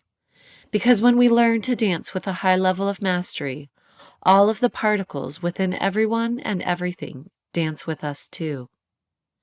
The universe loves to dance. It is dancing all the time and is always in harmony because it is against nothing and embraces everything. When we can get into the flow of this dance, all components of our bodies and energy begin to dance together in joyful harmony as well. This is how we can command our experience. We let go of our illusions of control and move into the truth of deep internal alignment. When we allow this flow, every action can be ecstatic. Everything feels like it's creating itself instead of feeling forced. There is such an ease, freedom, and joy at this level of co-creation. This universal life force energy is outside of the confines of space and time, and as we begin to experience and trust it, we'll find new ways of operating within the physical realm. We'll begin to allow all of our creations to move through us in that quantum space without our need for tight control. Implants. Because we were born into a world with fear-based control agendas, some of us may have implants placed into our divine template. Implants are external forces that are meant to block our light and keep us filtered. But once we begin to vibrate within certain frequencies, none of these lower frequency implements of control or fear can exist in our field. The easiest way to clear these programs is to live in our joy.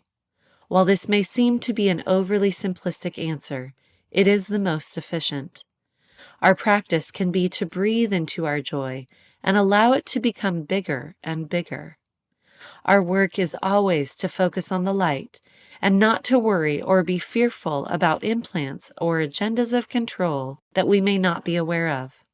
And as we exist in ecstatic vibration, anything not of this frequency will disintegrate in our field. This is why so many star beings of a very high frequency have come here to exist on Earth. The Earth Collective needs beings whose frequency is too high to receive implants, beings incapable of having their templates taken over beyond their level of conscious choice. It needs beings with a high level of understanding of the overall game, so that even if their template were to be taken over temporarily, their soul would be too familiar with lighter frequencies to allow it to be sustained. And even if we do succumb to some of these fear-based programs, on a higher level, none of these programs are real. We are all capable of choosing to exist on this higher level. This is especially true now that the vibrations of the planet literally cannot sustain lower frequency templates anymore, and the mental matrix is breaking. The frequencies we exist in have shifted, and the level of light now being held on the planet is unlike it has ever been before. This helps us release the long-held and unconscious programming in our templates. In order to ascend beyond the agendas of control, all we need to do is stop focusing on lower frequencies, because it is our focus on them that holds us within them. We're doing powerful work in the world right now. We're taking a dense physical body and allowing it to become more illuminated than ever before. Our capacity to hold light is much greater than we've previously allowed ourselves to believe. But in order to hold this light, we need to clear the shadows and unmask every aspect of ourselves. We need to continue to expand in our creation and bring in more light.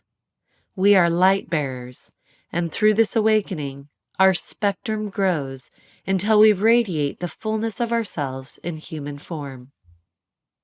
Becoming crystalline. The ecstatic body is not just about being able to dance and play and be free. Our whole body and energy field are transforming to hold more light. As we shift in our consciousness, we begin to physically transform too.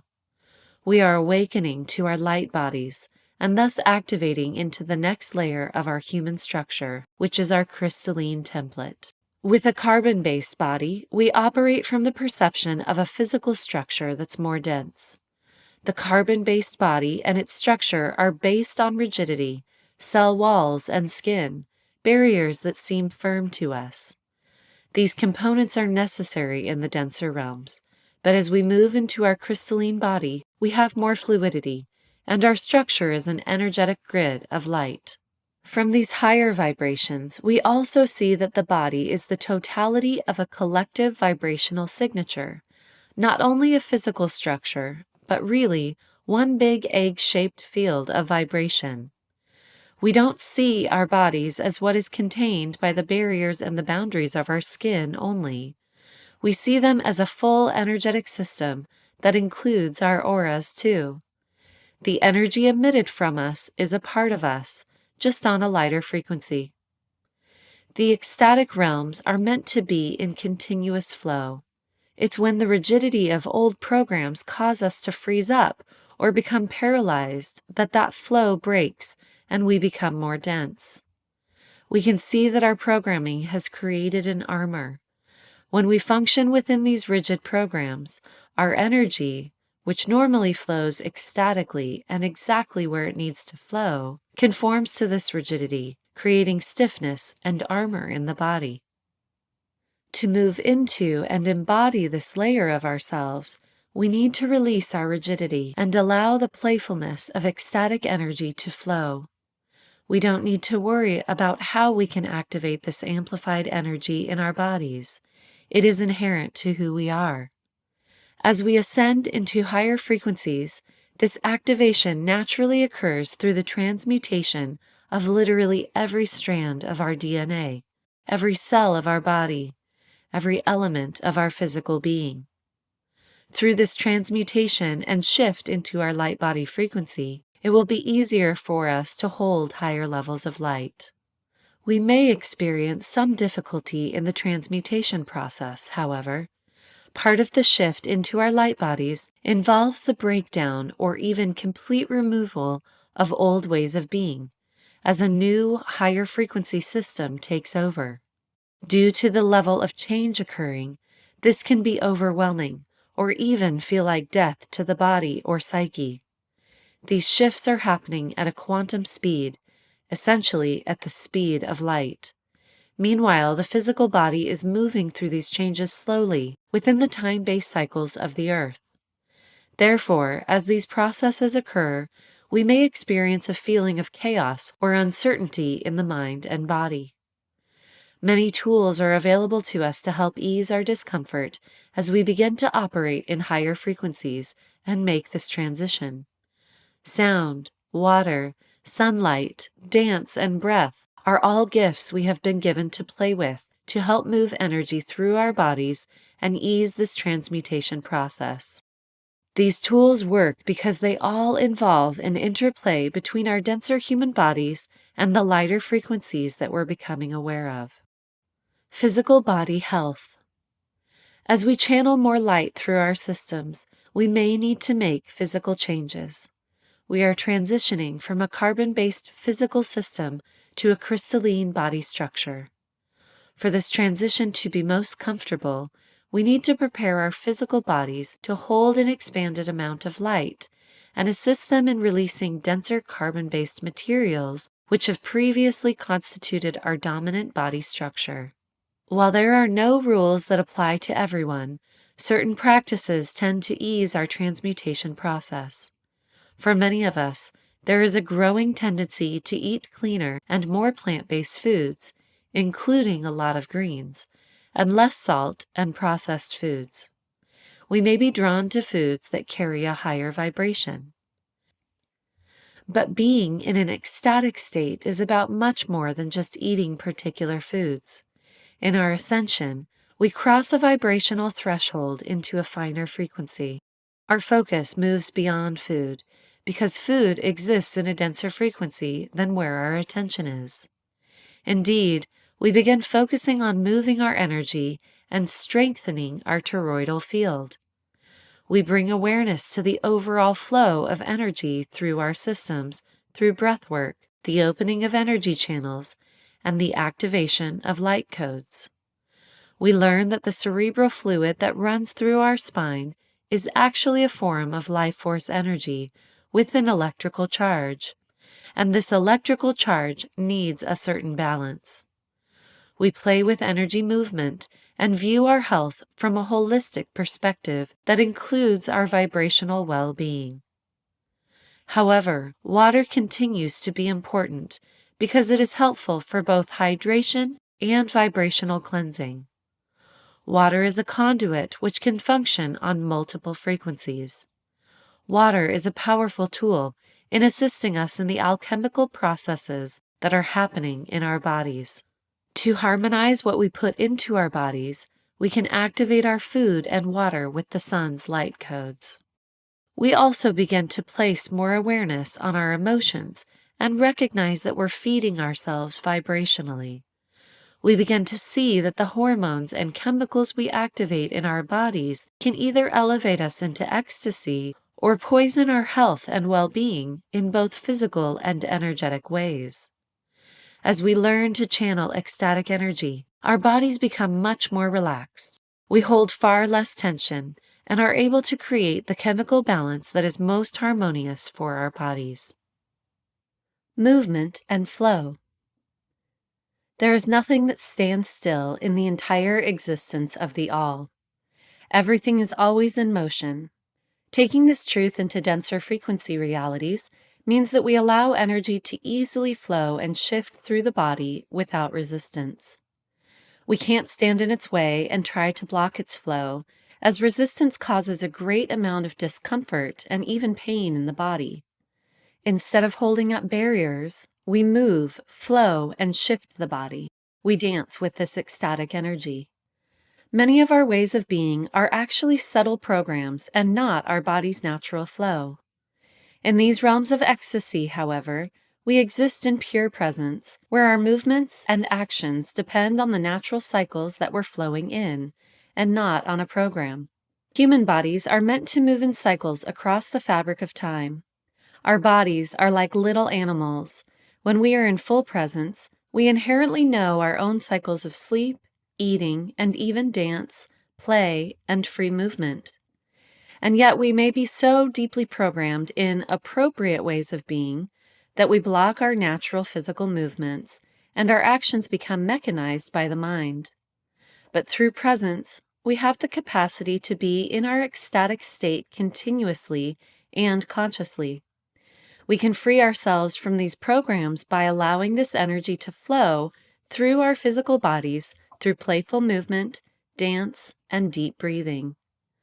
Our practice is to open up and give ourselves permission to fully activate the ecstatic light body through different play practices. With deep presence, as the energy of each current moves through us, we find ourselves following these natural rhythms much more fluidly. The vibration of the energy moving through us will determine the cycle that we exist in. The unique wavelengths of the energy puts us into different flows, as if we're in a river with different currents. Whenever an imbalance presents itself in our bodies, this is a sign that we're either pushing or holding on and resisting. The nature of our discomfort will show us where we are out of balance or out of flow with the natural cycles. This is an opportunity to surrender to the inherent rhythm that flows in and through us, and not push in one direction or another. We can release and be present. Allowing our bodies to move with the currents flowing through us is pleasurable. When we move from our pleasure, everything we do actually feels good, and this motivates us toward the intrinsic desires of our template. Pleasure can guide us through ease and joy toward that which is meant for us. In these new frequencies, pleasure is our spiritual practice. Sex. It is a truth of the quantum realms that when we place our focused attention on something, it dilates or opens, and more energy flows into it. This focus can be broad, such as divine love, or more specific, such as one point on or within the body. Our physical and auric bodies are built with many activation points which, when unlocked, open portals to powerful awakenings and higher frequency knowledge. We can activate these portals through our focus. When these portals are open, we are able to access interdimensional information, or different wavelengths of light from a broader spectrum. Intentional sexual practices can be very potent, because physicality is the densest and thus the most focused level of reality. This powerful energy is amplified when two or more people focus together on a creation and lovingly allow each other to help activate these points in themselves. It is especially powerful when those engaged together have learned to channel their focus through the arts of specific activation practices and physical techniques. It is an act of divine love to learn how to harmonize frequencies while engaging sexually with another person. When beings move together in presence and pleasure, they can open so much into higher frequencies. In sacred sexual practices, there is the potential for powerful activations, such as clearing karmic lines in an instant, moving into visionary states, experiencing hyperlucidity, and channeling ecstatic waves of energy beyond time and space. When we are conscious, even engaging sexually with ourselves can clear our energetic field of programs, bringing us to a 0 point of pure creation. And when we sexually engage with another being, we have the potential to amplify our energy and access the power of pure creation, the very power that can bring new worlds into form. In these divine connections, we are powerfully and consciously learning to harmonize, dance, and co-create. Of course, engaging in these sexual energies can be damaging as well. The act of moving with both pleasure and spontaneity inherently brings us into presence, and presence unlocks and releases programs. It can be a disharmonic exchange when we come into union with unhealed shadows and unconscious programs.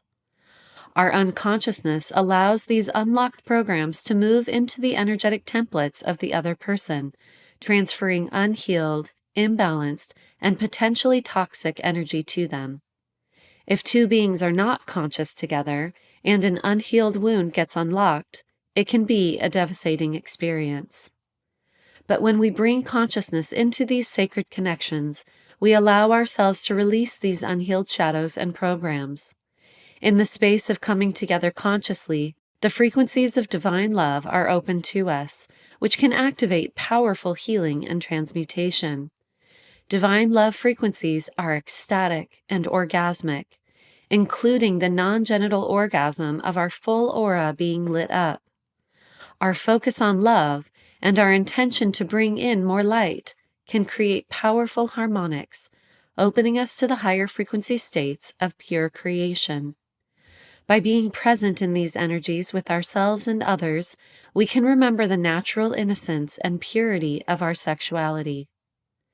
We've previously created so many barriers and structures around our love for each other that when we are this present and open in front of each other, we may feel too vulnerable and naked. Feelings of embarrassment and shame may even arise. Yet embarrassment holds us back from receiving the divine light that is our birthright, and shame is a sign that we are not accepting that we are God. Therefore, opening in this way is an important step, because holding on to these barriers will keep us in an immense amount of pain. With presence, we can release these old programs. Freeing ourselves from these self-imposed limitations is one of the greatest gifts we can give to ourselves and to one another. In our freedom, we set an example and shine our light. At our core, this is what everyone truly desires. In these ecstatic energies, we flow with the unimaginable intelligence of the universe, of the all that is. We can witness the subtle interplay of the universe responding to our every movement.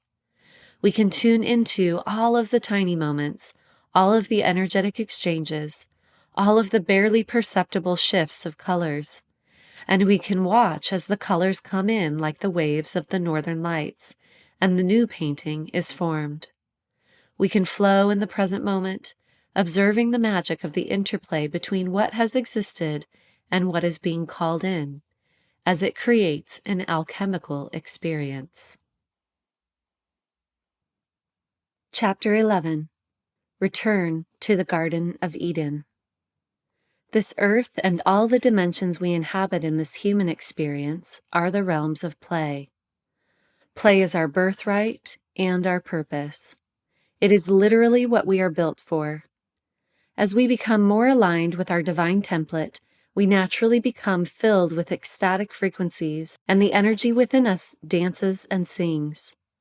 We are here on earth to play in all senses of the word. At this time, our individual and collective frequencies, and the frequencies of the planet, are reaching a higher harmony that is imbued with abundance and joy. As we continue to ascend, we are returning to the frequencies of higher love, ecstatic joy, and abundance in all forms for all beings. This is our return to the Garden of Eden. To return to the Garden of Eden means to let go of current complications and return to the simplicity of connection and oneness with the earth. Our lives were not complicated at the origin of humanity. We knew that we were a part of the earth. Our expanded consciousness was activated, and we perceived everything like a psychedelic trip if we were to view it from our current day perspective. Without the paradigms and constrictions of our modern mind, we were able to witness the sacred geometric structuring of life, the light grid that our earth exists in. We knew that we are a part of nature, that we were nature, and that all of nature spoke to us. Our connection with the natural world has been suppressed and even demonized for so long in our human history due to a conscious effort to exert control over humanity. The truth that nature speaks to us is threatening to forces that desire to control others, because when we are in harmony with the earth, we are in harmony with our divine blueprint and our true power, and we know that we don't need anything external to ourselves. Our return to the Garden of Eden is our return to this harmony with every being on the planet. This is the music of existence. Our return to the garden coincides with a reemergence of ancient wisdom and technologies, the knowledge of ourselves from past lives, and the wisdom of our ancestors arising once again. As we awaken to higher frequencies, timelines are collapsing, and everything we have learned from all lifetimes is rapidly resurfacing and erupting into the collective consciousness. We are bringing forth new technologies as well, for we are in a new time in the landscape of our human history. While there have been many high points throughout human history, this is a time unlike any other. We are becoming crystalline, and so we have the capacity to hold higher levels of light as well as the expanded knowledge that this light carries. New technologies include ways of healing, holing, and creating with light and sound. We come to see and know ourselves as more than human, and we align with our star ancestry. All of these higher light technologies come into our bodies and consciousness as we transmute the old structure of ourselves into new beings, channeling the full spectrum of light available in these higher frequency realms. We become liberated within ourselves, returning to our consciousness as the cosmic fools, those who laugh with the frequencies of light as they flow through us. Our return to the Garden of Eden is an internal energetic shift. Since the only reality is the one emanating from within, we are in the Garden of Eden when we hold these truths within our consciousness. Light and sound. In our awakening to higher frequency realms, we begin to see that all of our reality is built on light and sound vibrations. Light and sound are less dense perceptions of energy as it dances forth from source and vibrates within the crystalline realms. We begin to see our whole reality as light and sound vibrations, witnessing the way that these two core elements interface and help transform the dense, physical parts of us. In this new, light and sound become the new polarities we operate within, with light as the expansion of the yang polarity and sound as the expansion of the yin polarity. These frequencies are so powerful.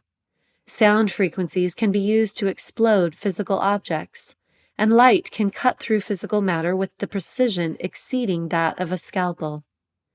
Light and sound frequencies release stagnation and transmute denser energies, enabling us to flow within higher frequency realms. When we use these energies to heal, we can take all density within the physical body and break it up, transmuting it once again to its pure energetic form. When we are present and flowing with the organic movements of light frequencies, we are inherently ecstatic. We desire to move with the ecstatic motion of the light pouring through us, and so we literally dance. We form mudras with our hands, create asanas with our bodies, and tone vibrations through our voices. And as we do, these movements further open up the channels of our human template to hold more light. Many of us will also begin speaking the language of light as we ascend.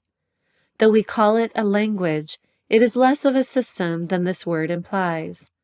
It is really an energy modality, a vocal transmission of coding that unlocks different aspects of our energy body and field.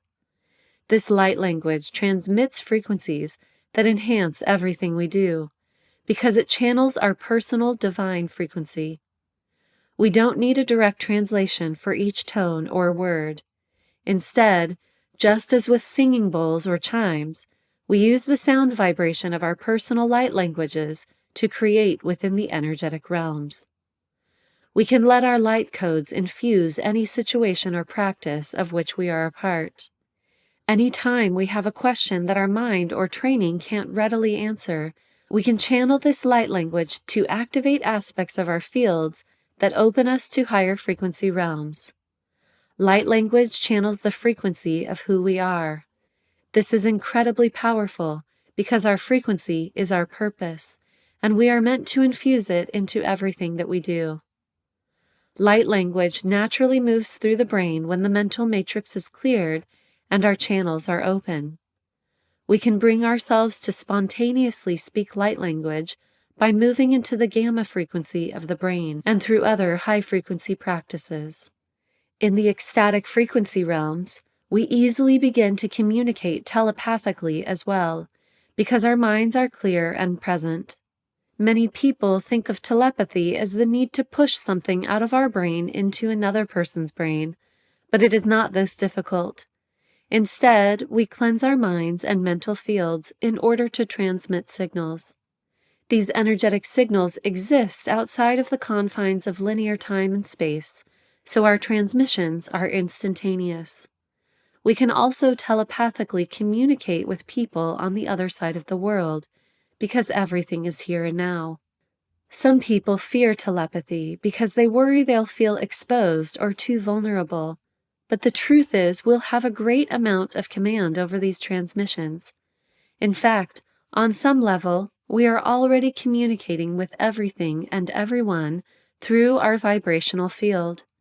And as we learn to focus without fear or the use of forced boundaries, we'll be able to send and receive specific communication much more intentionally and effectively.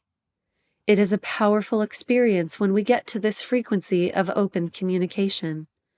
We affect each other in ways that are beyond synchronistic, and we experience ourselves as harmonious and interwoven beyond our previous perceptions.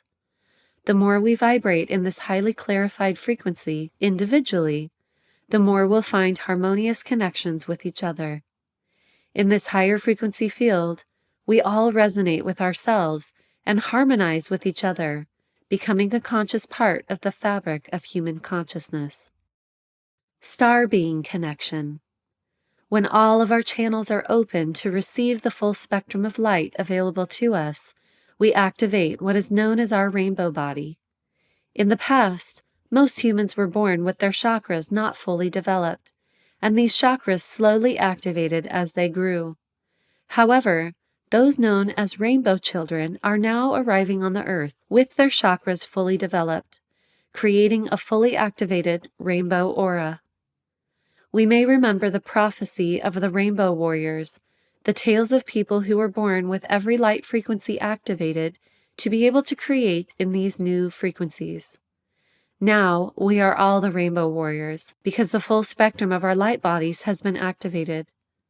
But it is important to remember that we are no longer warriors, for there is no war within us and nothing to fight against. With our rainbow bodies activated, we are impenetrable, because when we're complete and activated in love, nothing can harm us. There is no need for protection.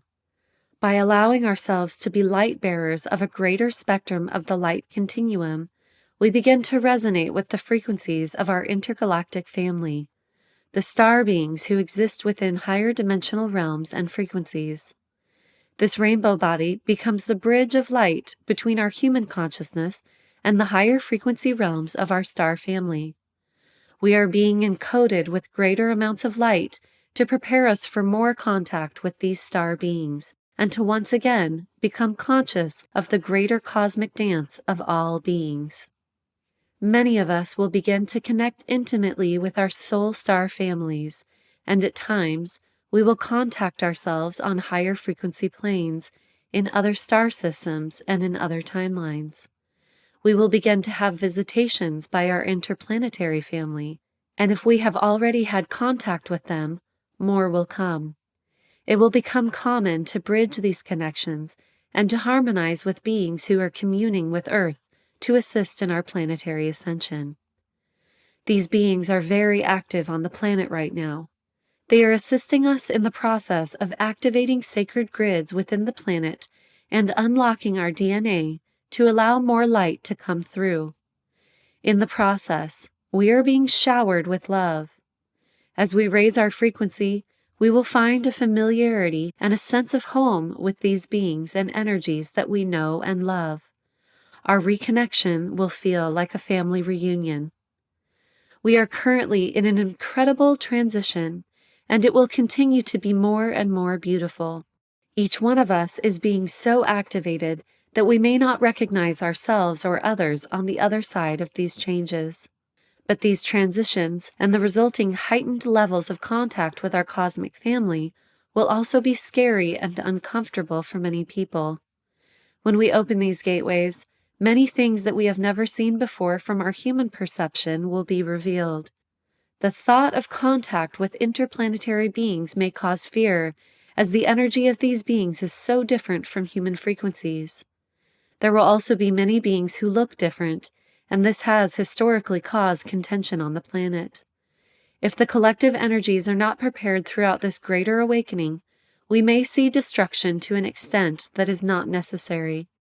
The activation of our ecstatic body is necessary to open up to this contact and move beyond paradigms of fear. When we're afraid of something, we are blocked and only see part of the spectrum. By the same token, when we're not afraid of ourselves, we are not afraid of other beings. Through our activations, we will notice that, as the Bible says, the scales have fallen from our eyes. This phrase shows the parallel between the scales of the reptilian lower frequencies and our reptilian brain, and it refers to seeing with new eyes into multidimensional rainbow frequencies. Being in our ecstatic body helps us open up to our full spectrum. When this light is anchored in the body, we can fully feel and know our truth. As we allow more of ourselves to come in, we'll recognize our cosmic family through harmonic resonance, remembering them through the process of knowing ourselves. We are beginning to remember that on a different frequency layer of consciousness, we are these cosmic beings, and they are us. As we cross the rainbow bridge, which is the bridge of who we are, and activate the ecstatic memories in every cell of our being, we will begin to see these star beings more and more clearly. Contact will become regular and even normalized for many of us in the coming years. We can learn to call on these beings at all times.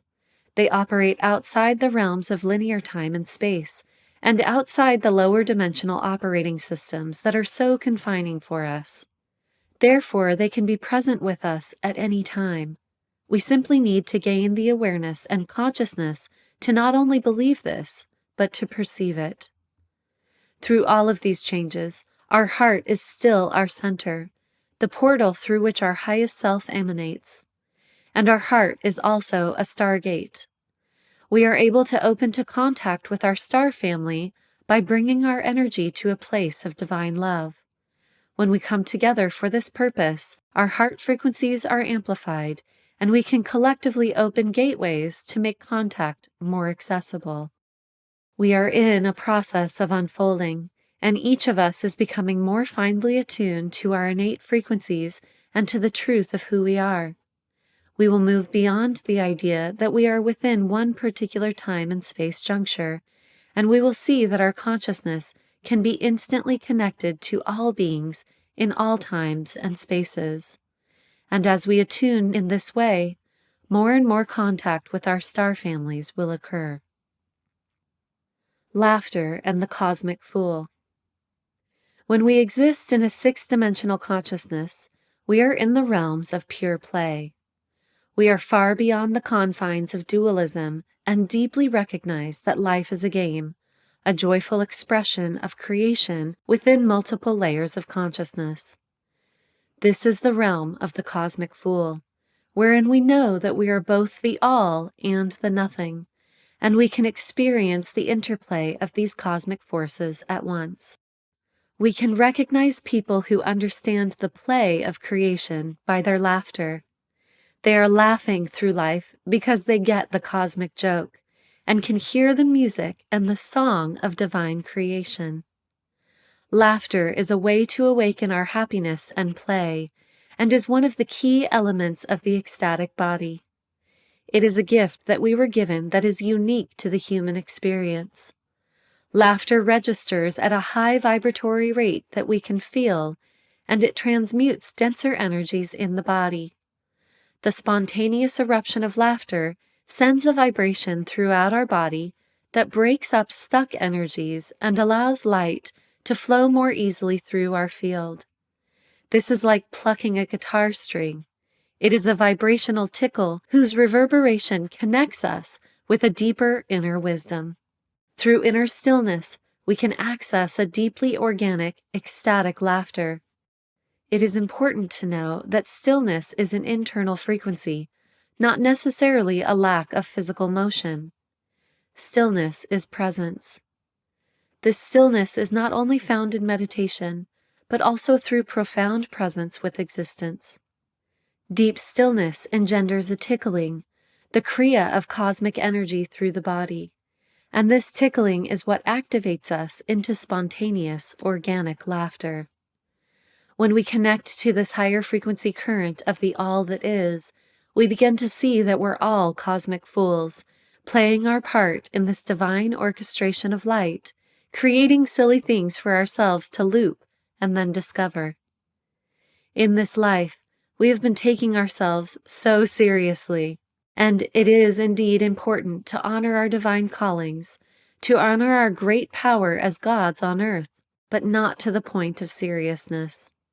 We are stellar creations, endlessly spiraling into eternity. This is a cause for wonder as well as laughter, for what other response could we possibly have to the fact that we're embodying such an expression? Anytime we wonder, where's the laughter? Where's the play? We can laugh at ourselves for forgetting that it's right here, right now, and that not only are we playing a joke on ourselves, we are also the joke. And what a funny game we are playing, forgetting that we are the all. We are fools for playing the game, first unconsciously, and now coming into consciousness. We are fools in blocking the light that we seek. Abundance and all that we could ever desire are here for us now, if we can learn not to fight the new that's coming in. Isn't it funny that we often fight things that are actually for our benefit, because we perceive them as new and therefore a threat to our safety? We are trying to be fed by the full spectrum of light now. As much as possible, we can relax the resistance and let our hearts sing to us. Our hearts will communicate how to navigate these new realms. We are moving into higher and higher frequencies of light now. We are becoming the beings that we always knew we could be, who we are written within.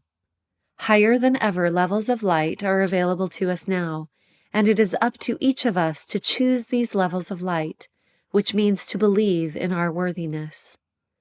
It is important to allow ourselves time to release the structures internally that have been built to block us from the all that is. We can find comfort in remembering how loved we are by all of the beings in these higher frequencies, where there are no conditions on love. There is no need to be conditional because they have no need to keep themselves safe. That is why so often love becomes conditional in our human sphere, because of the idea of the need for safety. But we can move beyond that now. We can allow ourselves to be loved in our fullest capacity, and to emanate this love into the world and into all of our creations. And everything is our creation. We are powerful creators, and we would do well to remind ourselves of this often. The Garden of Eden is open to us now. The garden is in the heart. It is the heart, because in the heart there is no opposition and all things can exist. Therefore, the heart space streams the codes of pure abundance. The light of pure creation is flowing and emanating more strongly than ever before. The fullness of this light assists us in connecting with our star family, beings who exist in many different dimensional realities and who are ready to begin collaborating with us now. There are so many changes occurring. If we can see this life as a game and play with it as such, we will find ourselves dancing in the harmony of all of creation. Let us find presence and learn to navigate from this place so that we can play in these frequencies. May the light of our beingness dance within all of us. May we all know ourselves as ecstatic beings on the playground of Earth. About the author. Allison Holley is an Andromedan starseed, channel, and author of the books The Era of the True Creator from 2018 and Ecstatic Playground 2023. After experiencing a profound awakening in 2012, Allison began spontaneously channeling and receiving visions of the world to come. She left her former life to integrate these higher frequency downloads and eventually began teaching and channeling for others. Allison now offers channel transmissions, activations, and guidance worldwide to assist in our current global awakening. The end.